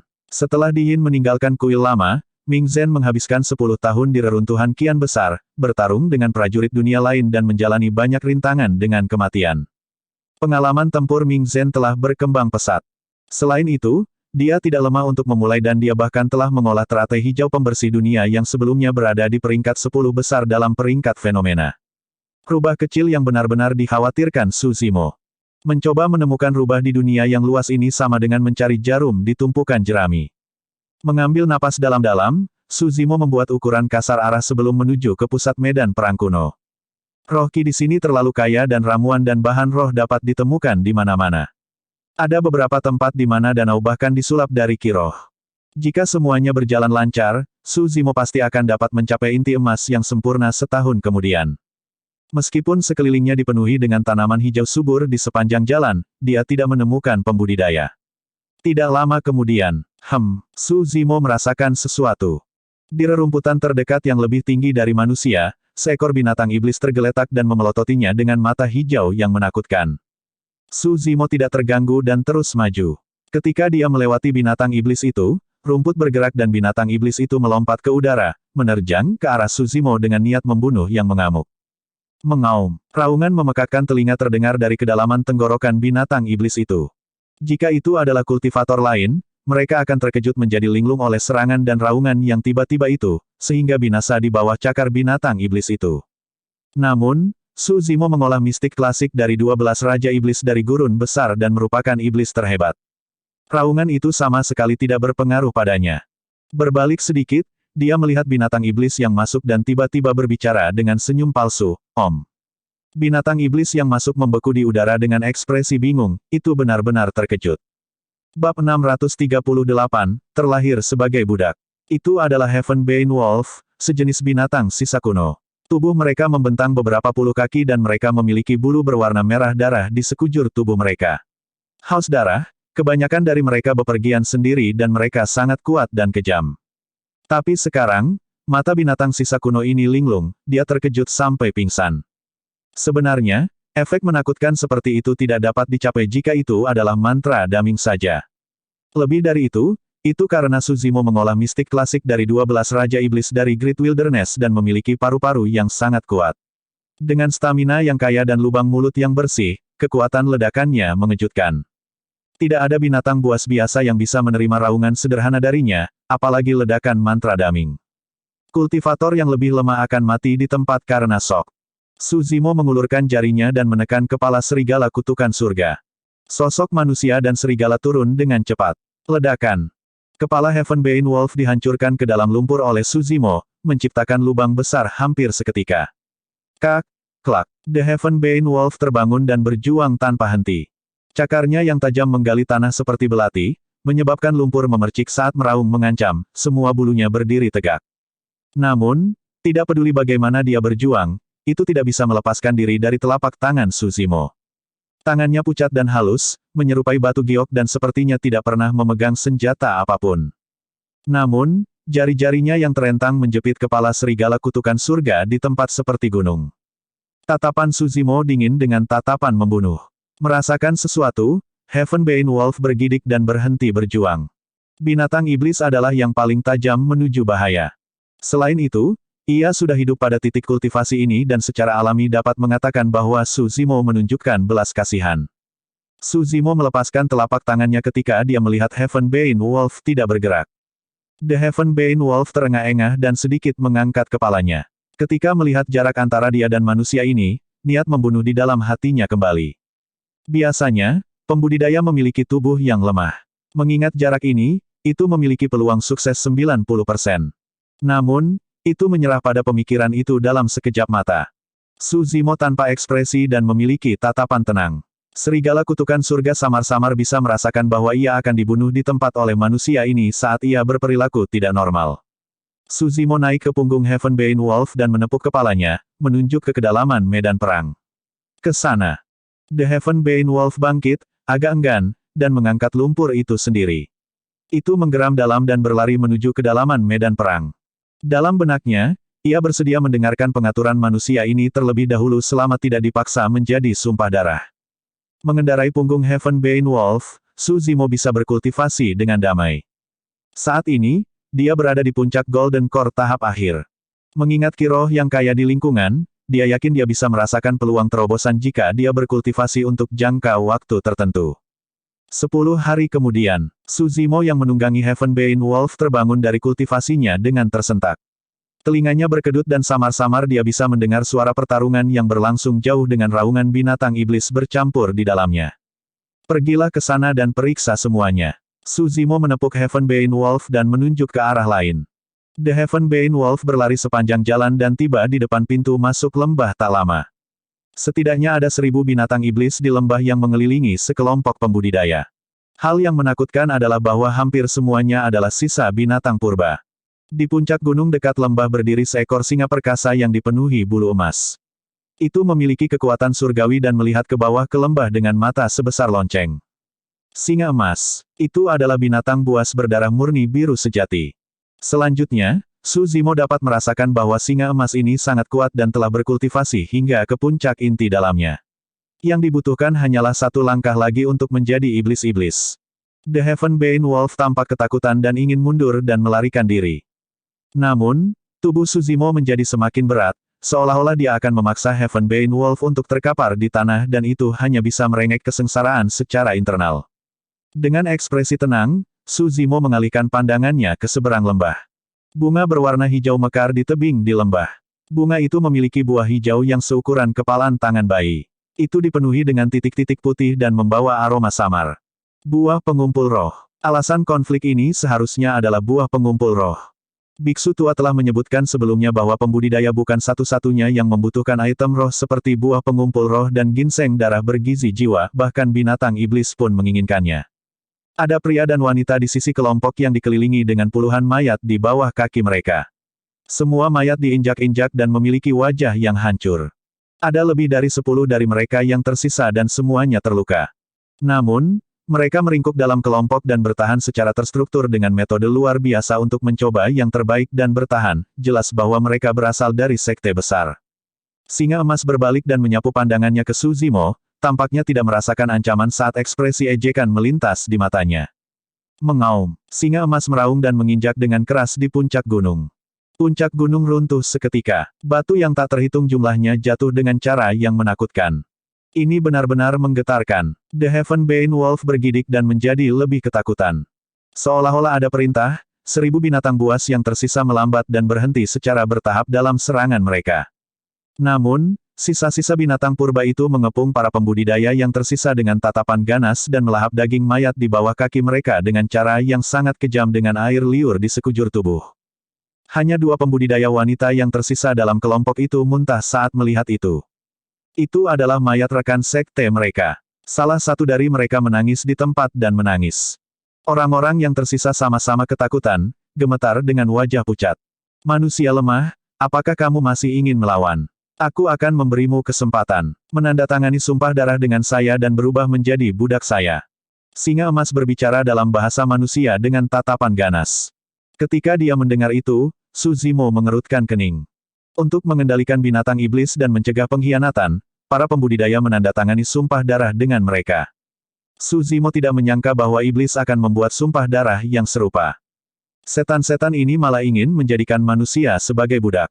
Singa emas meraung, suatu kehormatan bagimu untuk menjadi budakku. Di era primordial, manusia diperbudak oleh ribuan ras. Garis keturunan manusia lemah dan kamu murah sampai ke tulang. Hidupmu setara dengan rumput. Kalian semua dilahirkan untuk menjadi budak. Lahir untuk menjadi budak. Kata-kata itu sangat menusuk Su Zimo.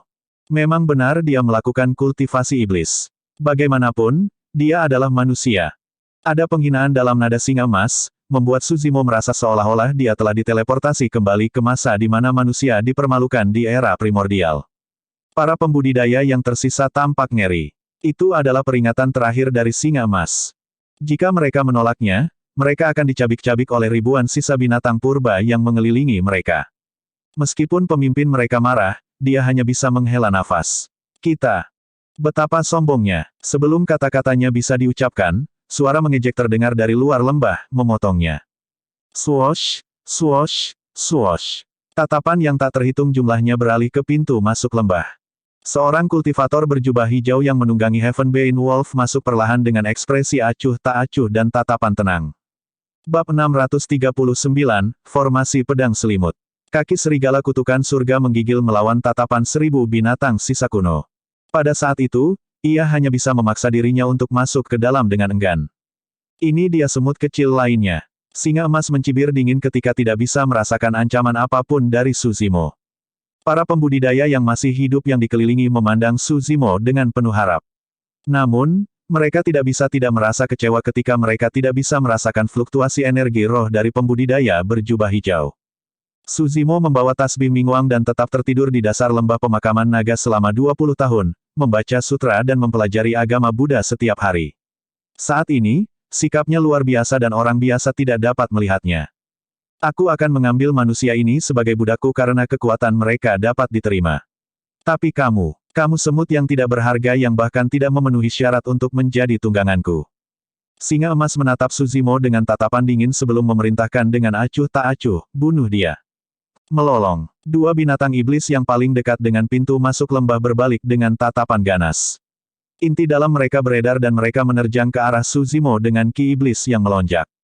Su Zimo menamparkan tas penyimpanannya dengan ekspresi tenang. Swoosh, swoosh, swoosh. 2 pedang terbang muncul di udara. Pedang berdengung terus-menerus dengan lampu semangat yang terang. 4 pola roh, itu adalah senjata roh tingkat tertinggi. Jika ini di dunia kultivasi, akan sangat luar biasa baginya untuk segera melepaskan 2 senjata roh kelas atas. Namun, ini adalah medan perang kuno. Setiap orang yang memenuhi syarat dan memiliki kemampuan untuk masuk adalah teladan dan elit dari sekte dan faksi utama, dianggap normal bagi mereka untuk memiliki beberapa senjata roh tingkat tertinggi bersama mereka. Para pembudidaya yang masih hidup saling bertukar pandang dan menggelengkan kepala dengan kecewa. Dia benar-benar memiliki keinginan mati. Jika dia ingin melawan binatang iblis ini hanya dengan 2 pedang terbang kelas tertinggi itu akan setara dengan seekor semut yang mencoba mengguncang pohon besar. Dia terlihat muda. Saya pikir dia pasti sudah terkenal di masa remajanya dan tidak berpengalaman dan sombong tanpa mengalami kemunduran sebelumnya, menghela nafas. Petik 2. Kedua sisa binatang purba itu tanpa ekspresi ketika mereka melihat pedang terbang Su Zimo dan terus menyerang dengan kecepatan yang bahkan lebih cepat. Namun, saat berikutnya, Ekspresi mereka berubah. Astaga! Kedua pedang terbang menghilang tepat di depan semua orang dan hanya ada suara kehampaan yang robek. Dua binatang sisa kuno merasakan jantung mereka berdetak kencang. Meskipun mereka adalah sisa-sisa binatang purba dan memiliki daging dan kulit yang keras, ketajaman pedang terbang kelas tertinggi masih bisa mengancam hidup mereka. Uff, uff. Sebelum dua binatang sisa kuno bisa menghindar, aliran darah memuntahkan dari kepala mereka. Kedua pedang terbang itu langsung menusuk kepala mereka. Darah bahkan tidak menodai pedang saat mereka berputar di udara sebelum kembali ke Suzimo. Itu terlalu cepat. Selanjutnya, mereka tanpa jejak. Seolah-olah dua pedang terbang muncul dari udara tipis untuk membunuh dua sisa binatang purba. Pemimpin yang selamat, seorang pria berjubah biru, bergumam pelan dengan mata melebar, sungguh teknik menggunakan pedang yang mengesankan. Di kerumunan, pembudidaya wanita yang awalnya mengalami gangguan di tanah berhenti menangis. Matanya yang berkabut melebar karena terkejut saat dia melihat semuanya. Sampai titik kultivasinya ini, Suzimo telah mempelajari berbagai keterampilan. Namun, semuanya adalah teknik kultivasi tingkat atas dan keterampilan rahasia. Teknik menggunakan pedang itu hanya bisa dianggap sebagai salah satu keterampilan paling dasar di antara metodenya. Ethereal Sword memiliki 3 level, Shadow, Void, dan Ethereal. Saat ini, Suzimo telah mengolahnya ke alam Ethereal. Kecepatan pedang terbang sangat cepat, tidak menentu dan tidak bisa dilacak. Hanya pembudidaya dengan indera yang sangat tajam yang bisa bertahan melawan pedang ethereal level 3. Terhadap sisa-sisa binatang purba ini, Suzimo memiliki terlalu banyak cara untuk menghadapi mereka. Cara paling sederhana dan kasar adalah menerobos masuk dengan garis keturunan dan tubuhnya yang menakutkan, tidak ada sisa binatang purba yang bisa menghalangi jalannya sama sekali. Namun, Suzimo tidak melakukan itu. Ketika dia mendengar ejekan dan ejekan singa emas, dia bersikeras menggunakan metode pembudidaya abadi untuk membunuh sisa binatang purba dan menekan singa emas itu. Dengan kematian dua binatang sisa kuno, lusinan lainnya menyerbu tanpa perlu singa emas membuat perintah apapun. Ini buruk. Pria berjubah biru itu menggelengkan kepalanya. Meskipun dia terampil dalam menggerakkan pedangnya, dia hanya memiliki 2 dari mereka. Sebelum kata-katanya selesai, dia harus menelannya. Suzimo menamparkan tas penyimpanannya dan 25 pedang terbang muncul di udara. Ditambah dengan 2 dari sebelumnya, itu total 27 pedang terbang. Lebih dari itu, hal yang menakutkan adalah mereka semua adalah pedang terbang kelas tertinggi. Meskipun tidak ada artinya bagi inti emas di medan perang kuno untuk memiliki 2 item roh tingkat tertinggi, agak menakutkan bagi seseorang untuk memiliki 27 senjata roh tingkat tertinggi. Dia memiliki begitu banyak pedang terbang. Para pembudidaya yang masih hidup tercengang. Tak satu pun dari mereka pernah melihat seseorang memanggil pedang terbang sebanyak itu sekaligus. 27 pedang terbang melayang di depan Suzimo dengan tertib dan melintas dengan sinar yang menyilaukan sebelum melonjak ke arah lusinan sisa binatang purba. Astaga, sekali lagi, 27 pedang terbang menghilang. Dalam sekejap mata, 27 dari mereka muncul kembali. Pada saat yang sama, sisa binatang purba yang menerjang jatuh satu demi satu dengan aliran darah menyembur dari lubang di kepala mereka, semuanya mati. Ini, kelompok pria berjubah biru itu terkejut. Sangat sulit untuk mengendalikan 27 pedang terbang hingga tingkat yang tepat. Hal yang paling menakutkan adalah sejak awal, tidak ada fluktuasi emosional di mata pembudidaya berjubah hijau. Seolah-olah semuanya terjadi persis seperti yang dia prediksi. GRAWR. Mengaum. Keributan pecah di antara binatang iblis. Meskipun kematian puluhan binatang sisa kuno tidak banyak dibandingkan dengan jumlah besar mereka, mereka bisa merasakan bahaya memancar dari pembudidaya berjubah hijau. Kau agak menarik, manusia. Kamu layak menjadi tungganganku. Singa emas berbicara dalam bahasa manusia dan mengangguk dengan percaya diri.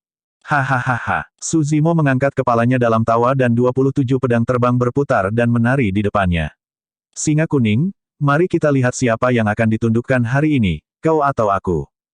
Kakaksu, pria ini tidak lemah. Ada kemungkinan kita bisa diselamatkan, mata seorang kultivator wanita cantik di samping bersinar terang saat dia berbisik.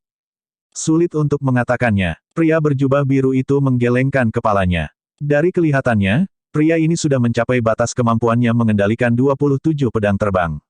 Jangan lupa, ada 1000 binatang iblis di sekitar kita. Tidak mungkin pria ini bisa bertahan jika mereka semua mengerumuninya. Kultivator wanita cantik itu mengangkat alisnya. Lalu apa yang harus kita lakukan? Mari kita gunakan waktu untuk memulihkan diri dan memulihkan kekuatan tempur kita secepat mungkin. Dengarkan aku pesan sebentar lagi. Pria berjubah biru itu berkata dengan suara yang dalam. Semua orang mengangguk. Sebelum kalimatnya selesai, 100 binatang iblis lainnya menerjang ke depan. Tapi kali ini, binatang iblis itu lebih pintar, mereka terbelah menjadi 3 arah menuju Suzimo. Tatapan mengejek melintas di mata Suzimo saat dia menjulurkan ke depan dan mengetuk di depannya. Pergi. 24 dari 27 pedang terbang terbelah. Membentuk kelompok 6, pedang terbang melesat di udara, meninggalkan bekas luka pedang di kehampaan. Ekspresi pria berjubah biru itu berubah saat dia berteriak, formasi pedang. Ini adalah formasi pedang. Ah, dia adalah master formasi pedang. 4 formasi pedang heksagonal melesat di udara dan bersinar dengan cahaya yang menyilaukan. Berdengung keras dengan pedang ki yang membeku, mereka menahan 100 binatang iblis. Uff, uff, uff. Kabut darah dimuntahkan. Anggota tubuh banyak binatang iblis terbang kemana-mana dan menodai kekosongan merah. Bab 640, Matahari Terik. Master formasi pedang sangat langka dan memiliki status unik di dunia kultivasi. Meskipun master formasi pedang tidak dianggap sebagai pembudidaya pedang, kekuatan membunuh mereka tidak kalah. Faktanya, jika seseorang dapat mengatur formasi pedang yang kuat, itu bahkan dapat melawan banyak fenomena inti emas dengan warisan kuno tanpa dirugikan. Tentu saja, master formasi pedang memiliki kelemahan yang jelas. Meskipun kecepatan menyiapkan formasi pedang cepat, itu tidak bisa dibandingkan dengan kecepatan melepaskan seni roh atau keterampilan rahasia. Jika mereka bertemu dengan ahli tingkat atas, lawan mereka akan menyerang dan mengalahkan mereka sebelum formasi pedang mereka dapat dibentuk. Binatang sisa kuno di lembah jelas belum cukup tajam. 100 binatang sisa kuno menyerbu tetapi dicincang oleh 4 formasi pedang heksagonal, menyebabkan daging dan darah mereka berceceran dalam pemandangan yang sangat menyedihkan. Mengaum, ekspresi singa emas akhirnya berubah saat dia meraung ke arah Suzimo, marah. Lembah itu berguncang dan daun-daun pohon kuno berserakan satu demi satu. Pemandangan darah segar memicu sisa binatang purba yang tersisa sepenuhnya. Binatang buas bergemuruh dan mengaum bergema melalui lembah. Gedebuk, gedebuk, gedebuk. 1000 sisa binatang purba aneh yang tersisa berbalik dengan tatapan ganas dan berlari ke arah Suzimo, mengabaikan kelompok pria berjubah biru itu. Peluang. Mata pria berjubah biru itu menyala saat dia berteriak pelan, cepat, ayo pergi. Sebelum kata-katanya selesai, pria berjubah biru itu melompat ke udara dan mengedarkan inti emasnya secara fanatik, berubah menjadi seberkas cahaya untuk melesat ke sisi lain lembah. Para penyintas yang tersisa tercengang dan tidak bisa bereaksi. Kultivator wanita cantik itu bahkan menatap pria berjubah biru dengan mulut sedikit menganga tak percaya. Dia tidak membayangkan bahwa dia akan melakukan sesuatu yang begitu rendah. Tidak peduli apa, pembudidaya berjubah hijau ada di sini untuk membantu mereka. Namun, pria berjubah biru memanfaatkan momen ketika pembudidaya berjubah hijau dikelilingi oleh sisa-sisa binatang purba untuk melarikan diri. Apa bedanya dengan orang rendahan yang tidak tahu berterima kasih? Apa yang kalian tunggu? Pria berjubah biru yang berlari di udara berbalik. Ketika dia melihat kultivator wanita cantik dan yang lainnya masih berdiri di tempat, dia mencibir, pria itu akan segera dimangsa oleh sekelompok iblis. Jika Anda melewatkan kesempatan ini, Anda semua bisa menunggu untuk mati. Petik 2. Beberapa pembudidaya yang awalnya ragu-ragu ternyata tergerak. Semua orang bisa mengatakan bahwa meskipun 4 formasi pedang pembudidaya berjubah hijau itu luar biasa kuat, mereka pasti tidak cukup untuk menghadapi serbuan 1000 binatang sisa kuno yang aneh. Pada saat pembudidaya berjubah hijau dicabik-cabik, mereka akan berada di urutan berikutnya.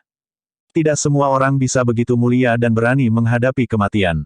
Selanjutnya, alasan mengapa semua orang berkultivasi adalah karena mengejar umur panjang. Jika mereka benar-benar mati di sini, mereka tidak akan memiliki apa-apa. Pandangan yang bertentangan melintas di mata pembudidaya wanita cantik itu, tetapi dia masih mengambil keputusan dan memilih untuk tidak pergi. Namun, di sampingnya, sekitar 8 rekan sektenya melayang ke udara, ingin melarikan diri dari lembah dengan pria berjubah biru. Ketika dia melihat keputusan pembudidaya wanita cantik, pria berjubah biru itu tidak bisa menahan diri untuk tidak mengerutkan kening dan mengutuk secara internal, benar-benar lambang kebodohan. Tepat ketika pria berjubah biru hendak berbalik dan berlari dengan sekuat tenaga, dia menemukan bahwa teman sektenya yang melayang ke udara tidak mengejarnya. Sebaliknya, mereka membeku di tempat dan gemetar. Mereka semua memiliki ekspresi ngeri, seolah-olah mereka telah menyaksikan sesuatu yang sangat mengerikan. Itu sama untuk pembudidaya wanita cantik, lengannya terentang dan matanya dipenuhi ketakutan saat dia menunjuk ke arahnya. Ada aura lembab dengan sedikit bau darah di belakangnya. Hati pria berjubah biru itu tenggelam. Dia berbalik dengan naluri dan duduk seekor binatang iblis dengan aura pembunuh berdiri di puncak gunung di depannya. Itu memiliki sosok besar dan bulu emasnya menari-nari dengan aura dingin saat melotot ganas dengan mata melebar. Itu adalah singa emas. Tanpa sadar, singa emas telah tiba di depannya. Mulutnya terbuka lebar dan memiliki ekspresi mengancam saat air liur menetes di samping aliran napas yang memuakkan.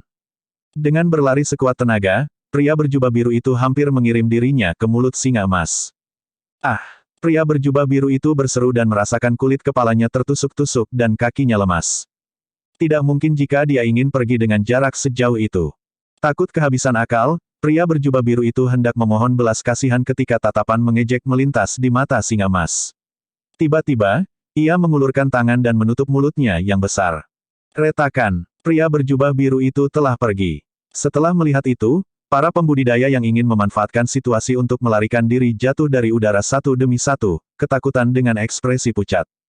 Singa emas mengunyah beberapa kali, tampaknya tidak puas, dan menjulurkan lidahnya yang mengerikan untuk meludahkan beberapa potong daging cincang dengan darah mengalir dari sudut mulutnya. Kultivator wanita cantik itu memiliki ekspresi yang mengerikan dan hampir muntah. Dalam sekejap mata, orang yang hidup dimakan oleh binatang buas berdarah murni itu. Apakah saya benar-benar akan mati di sini hari ini? Mata pembudidaya wanita cantik itu meredup saat dia meratap secara internal. Saat itu, sebuah suara bergema dari arah pintu masuk lembah. Itu biasa, tapi sepertinya memiliki kekuatan bangsawan yang bisa menenangkan seseorang. Formasi pedang iluminasi, ubah. Semua orang tanpa sadar melihat ke atas. Namun, debu mengepul dan penglihatan mereka benar-benar terhalang oleh tubuh 1000 binatang sisa kuno yang aneh di depan dan mereka tidak bisa melihat pembudidaya berjubah hijau sama sekali. Dentang, dentang, tiba-tiba, suara pedang berdengung bergema di seluruh dunia. Aliran cahaya yang tajam meledak ke udara satu demi satu. Segera setelah itu, tepat di depan semua orang, serangkaian lampu pedang yang berbeda muncul dari pintu masuk lembah dan menerangi seluruh dunia. 27 pedang terbang berkumpul dengan ujungnya mengarah keluar, membentuk piringan pedang melingkar. Seolah-olah matahari yang terik telah turun ke lembah dan melepaskan 27 garis pedang ki. Bersinar dan mendominasi, itu bisa merobek kekosongan dan menghancurkan cakrawala. Kekuatan formasi pedang iluminasi jauh lebih menakutkan daripada formasi pedang heksagonal. Uff, uff, uff. Kabut darah menyembur keluar. 1000 sisa binatang purba yang aneh bergegas tetapi mereka dicincang oleh formasi pedang iluminasi. Daging dan darah berceceran di mana-mana dan mayat berserakan, seluruh lembah dipenuhi darah. Bang, bang, bang. Sisa binatang purba yang tak terhitung jumlahnya yang tidak takut mati menyerbu ke depan tetapi tidak ada dari mereka yang bisa melawan formasi pedang iluminasi. Formasi pedang mulai maju secara bertahap. Ketika kelompok pembudidaya wanita cantik melihat ini dan mendengar suara daging dan tulang dipotong, mereka terkejut. Binatang sisa kuno berada dalam kekacauan dan mundur. Sosok berwarna hijau muncul kembali di garis pandang mereka. Mengendarai Heavenbane Wolf, pembudidaya berjubah hijau sedang menuju ke arah mereka dengan ekspresi tenang dan tatapan yang dalam. Formasi pedang berkumpul tepat di depan telapak tangannya. Kultivator berjubah hijau hanya melambaikan tangannya dengan santai dan formasi pedang yang menakutkan menari-nari di udara, memotong dan menghancurkan semua yang ada di jalurnya. Sekelompok orang menatap kosong. Bagaimana itu formasi pedang? Di tangan pembudidaya berjubah hijau, itu seperti matahari yang terik yang diambil dari atas langit, memusnahkan semua kehidupan dimanapun ia lewat. Jalan berlumuran darah yang dilapisi dengan darah, daging, dan mayat yang tak ada habisnya muncul di belakangnya. Memegang terik matahari, pembudidaya berjubah hijau melakukan perjalanan melalui darah, daging, dan mayat seperti makhluk surgawi, melihat ke bawah pada segala sesuatu dengan kekuatan yang tidak perlu dipertanyakan lagi. Mata pembudidaya wanita cantik terpaku dengan ekspresi yang hilang. Bab 641, Menaklukkan Iblis. Jumlah sisa binatang purba di lembah berkurang dengan cepat. Meskipun ada hampir 1000 sisa binatang purba, mereka tidak bisa berurusan dengan formasi pedang penerangan level 3. Gunung mayat dan sungai darah terbentuk. Seluruh lembah tampaknya telah berubah menjadi api penyucian berwarna darah. Akhirnya, beberapa binatang sisa kuno tidak tahan lagi dan keganasan di mata mereka menghilang. Diliputi oleh rasa takut akan kematian, mereka mulai melarikan diri ke segala arah dengan liar. Singa emas berdiri di puncak gunung dan menatap manusia kecil dengan ekspresi muram, akhirnya berhenti meremehkan manusia. Manusia ini kuat. Formasi pedang itu tampaknya memiliki kekuatan yang sangat kuno sehingga bahkan rasanya jantungnya berdebar kencang. Namun, semakin banyak yang terjadi, semakin bersemangat singa emas saat kilatan di matanya bersinar lebih terang dengan niat bertarung yang membara. Jika dia bisa menaklukkan manusia yang kuat seperti budak, itu akan sangat berharga untuk kehilangan sisa binatang purba itu. Mengaum, singa emas meraung dan ki darahnya melonjak, menyelimuti tubuhnya dengan ki iblis. Turun dari langit, ia mengulurkan cakarnya dan menerjang ke arah formasi pedang iluminasi. Mereka yang menonton selalu lebih jelas di penghujung hari. Meskipun formasi pedang itu kuat, setiap pedang terbang telah dinodai oleh darah binatang buas kuno yang tak terhitung jumlahnya hingga titik pertempuran ini dan lampu pedang mereka meredup secara bertahap. Garis keturunan binatang sisa kuno sangat kuat. Bahkan senjata roh tingkat tertinggi akan melemah kekuatannya setelah dinodai oleh darah iblis. Faktanya, senjata roh tingkat tertinggi bahkan bisa dihancurkan seluruhnya jika mereka direndam dalam darah iblis untuk waktu yang lama. Terbukti bahwa peredaran formasi pedang iluminasi tidak semulus sebelumnya. Jari-jari pedang Ki telah menyusut jauh dan gerakannya sedikit lamban. Alasan mengapa singa emas menunggu sampai saat ini untuk menyerang adalah karena ia ingin menghancurkan formasi pedang penerangan dalam satu gerakan. Ledakan. Ada suara yang memekakkan telinga. Formasi pedang iluminasi dan singa emas bertabrakan satu sama lain. Setelah jeda singkat, formasi pedang tersebar dan 27 pedang terbang berserakan dari langit satu demi satu, semua lampu pedang mereka telah redup sepenuhnya. Semua orang yang menonton dengan asyik tidak bisa menahan diri untuk tidak berseru. Mereka bahkan lebih khawatir daripada Su Zimo saat melihat kehancuran formasi pedang. Di sisi lain, Su Zimo tidak terkejut dan tatapannya tenang. Dia menyimpan 27 pedang terbang ke dalam tas penyimpanannya tanpa ekspresi.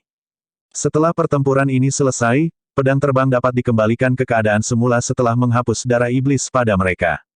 Singa emas dikirim terbang dan berguling-guling di tanah sebelum bangkit sekali lagi. Cakarnya sedikit bergetar dengan rasa sakit yang hebat. Meski begitu, mata singa emas tidak bisa menyembunyikan kegembiraan mereka. Itu akhirnya berhasil menghancurkan formasi pedang menakutkan itu dengan serangan bertenaga penuh. Singa emas mengangkat kepalanya dalam tawa dan berteriak, "Tidak berguna, teknik terkuatmu telah dihancurkan olehku, hahaha." Teknik terkuat, Su Zimo memiliki ekspresi aneh. Singa emas menatap Su Zimo di lembah dengan mata bersinar. "Jika kamu menyerah dengan patuh sekarang dan menandatangani sumpah darah denganku, kamu tidak akan terlalu menderita. Kalau tidak, fufu." Itu mencibir mengancam dan mengancam Su Zimo secara langsung. "Biarkan saya mengembalikan pernyataan itu tepat pada Anda." Su Zimo memberikan senyum palsu dan melompat turun dari Heavenbane Wolf. "Singa kuning, jika kamu berbaring di hadapanku dengan patuh untuk menjadi tungganganku sekarang, kamu tidak akan terlalu menderita." Singa emas sangat marah. Namun, Heavenbane Wolf senang dan melolong gembira saat berlari menuju pintu masuk lembah. "Yang tidak berguna, kamu membuatku marah." Singa emas menggertakkan giginya dan air liurnya menetes dari taringnya perlahan sambil menggeram kata demi kata, "Sebaiknya kau meminta belas kasihan secepat mungkin atau aku akan memakanmu hidup-hidup." Begitu aku berubah pikiran. Mendengar itu, Su Zimo tersenyum. Singa emas terpicu saat melihat Su Zimo tersenyum dan meraung. Semua bulunya berdiri tegak dan ki darahnya melonjak, menyebabkan tubuhnya membesar sepenuhnya. "Aku akan memakanmu." Singa emas mengaum. "Huh." Su Zimo menarik kembali senyumnya dan mengulurkan telapak tangannya tiba-tiba, menjalin jari-jarinya untuk menyulap seni roh sebelum menunjuk ke singa emas. Astaga, angin liar melolong dan energi roh melonjak. Kelompok pembudidaya wanita cantik dapat dengan jelas merasakan ki roh di lembah menyatu menuju seni roh Su Zimo seperti aliran air. Seolah-olah pusaran ki roh sedang terbentuk. Sungguh seni roh yang menakutkan. Semua orang terkejut. Dalam sekejap mata, telapak tangan energi roh raksasa muncul di hadapan Su Zimo, jari-jarinya terentang dan sidik telapak tangannya dapat terlihat dengan jelas. Telapak tangan raksasa itu menyelimuti langit dan mendorong ke bawah dengan keras menuju singa emas. Ekspresi singa emas berubah. Itu bisa merasakan aura yang sangat menakutkan dari telapak tangan yang disulap. Faktanya, telapak tangan itu jelas menekan ki darahnya. Apa ini? Singa emas mengedarkan inti dalamnya dengan liar dan ki iblis bergemuruh dan mengitarinya. Bu! Tiba-tiba, suara Sansekerta menggelegar dengan cara yang menggetarkan. Singa emas bergidik dan bulunya langsung rontok. Ki darahnya menghilang secara permanen dan kecepatan sirkulasi inti dalamnya juga melambat. Bagaimana ini bisa terjadi? Singa emas terkejut secara internal. Kenyataannya, ini adalah pertama kalinya Suzimo melepaskan Daming Dharmic Seal bersama dengan Daming Mantra setelah dia mengolah Daming True Sutra. Pada saat yang sama, alasan mengapa segel Dharma ini memiliki efek penekanan yang begitu jelas pada singa emas adalah karena itu adalah segel penakluk iblis. Segel penakluk iblis dimaksudkan untuk menaklukkan iblis. Binatang sisa kuno di samping yang belum berhasil melarikan diri namun menemukan ki darah di tubuh mereka menghilang saat mereka duduk di tanah lemas dengan ekspresi ketakutan. Alasan mengapa singa emas bisa bertahan dengan paksa adalah karena itu adalah binatang buas berdarah murni. Namun, segel penakluk iblis turun tepat di atas kepalanya. Bang! Tepat saat singa emas hendak berdiri untuk melawan telapak energi roh, itu didorong kembali ke bawah. Terhadap telapak energi roh, tubuh besar singa emas hanya bisa gemetar. Seseorang harus memiliki kekuatan yang luar biasa jika mereka ingin menaklukkan iblis. Garis keturunan singa emas menetes perlahan di dalam tubuhnya, tidak dapat mengalir dengan baik. Gedebuk, singa emas berlutut di tanah dengan ekspresi sedih. Meskipun marah, kepalanya yang besar tidak punya pilihan lain selain sujud. Itu tidak menyerah dan ada geraman rendah yang datang dari kedalaman tenggorokannya. Namun, tidak peduli bagaimana dia berjuang, dia tidak bisa melakukan apapun pada segel penakluk iblis. Retakan, retakan, retakan. Mereka berada di jalan buntu tetapi kekuatan segel penakluk iblis ternyata semakin kuat. Suara retak bisa terdengar dari tulang di tubuh singa emas dan tubuhnya menyusut berulang kali dengan ki darahnya ditekan. Kelompok pembudidaya wanita cantik itu tercengang. Binatang buas berdarah murni dengan arogansi deras beberapa saat sebelumnya sekarang terjepit di tanah, tidak bisa mengalah. Metode pembudidaya berjubah hijau benar-benar menakutkan. Telapak energi roh masih mendorong tubuh singa emas. Suzimo berjalan di depan singa emas dan berkata dengan acuh tak acuh, aku bisa menyelamatkan hidupmu jika kamu menjadi tungganganku untuk jangka waktu tertentu. Mata singa emas bersinar dengan keganasan yang tak ada habisnya saat menggertakkan giginya dengan keras. Tatapan Suzimo menjadi dingin. Ledakan, kekuatan segel penakluk iblis meningkat sekali lagi.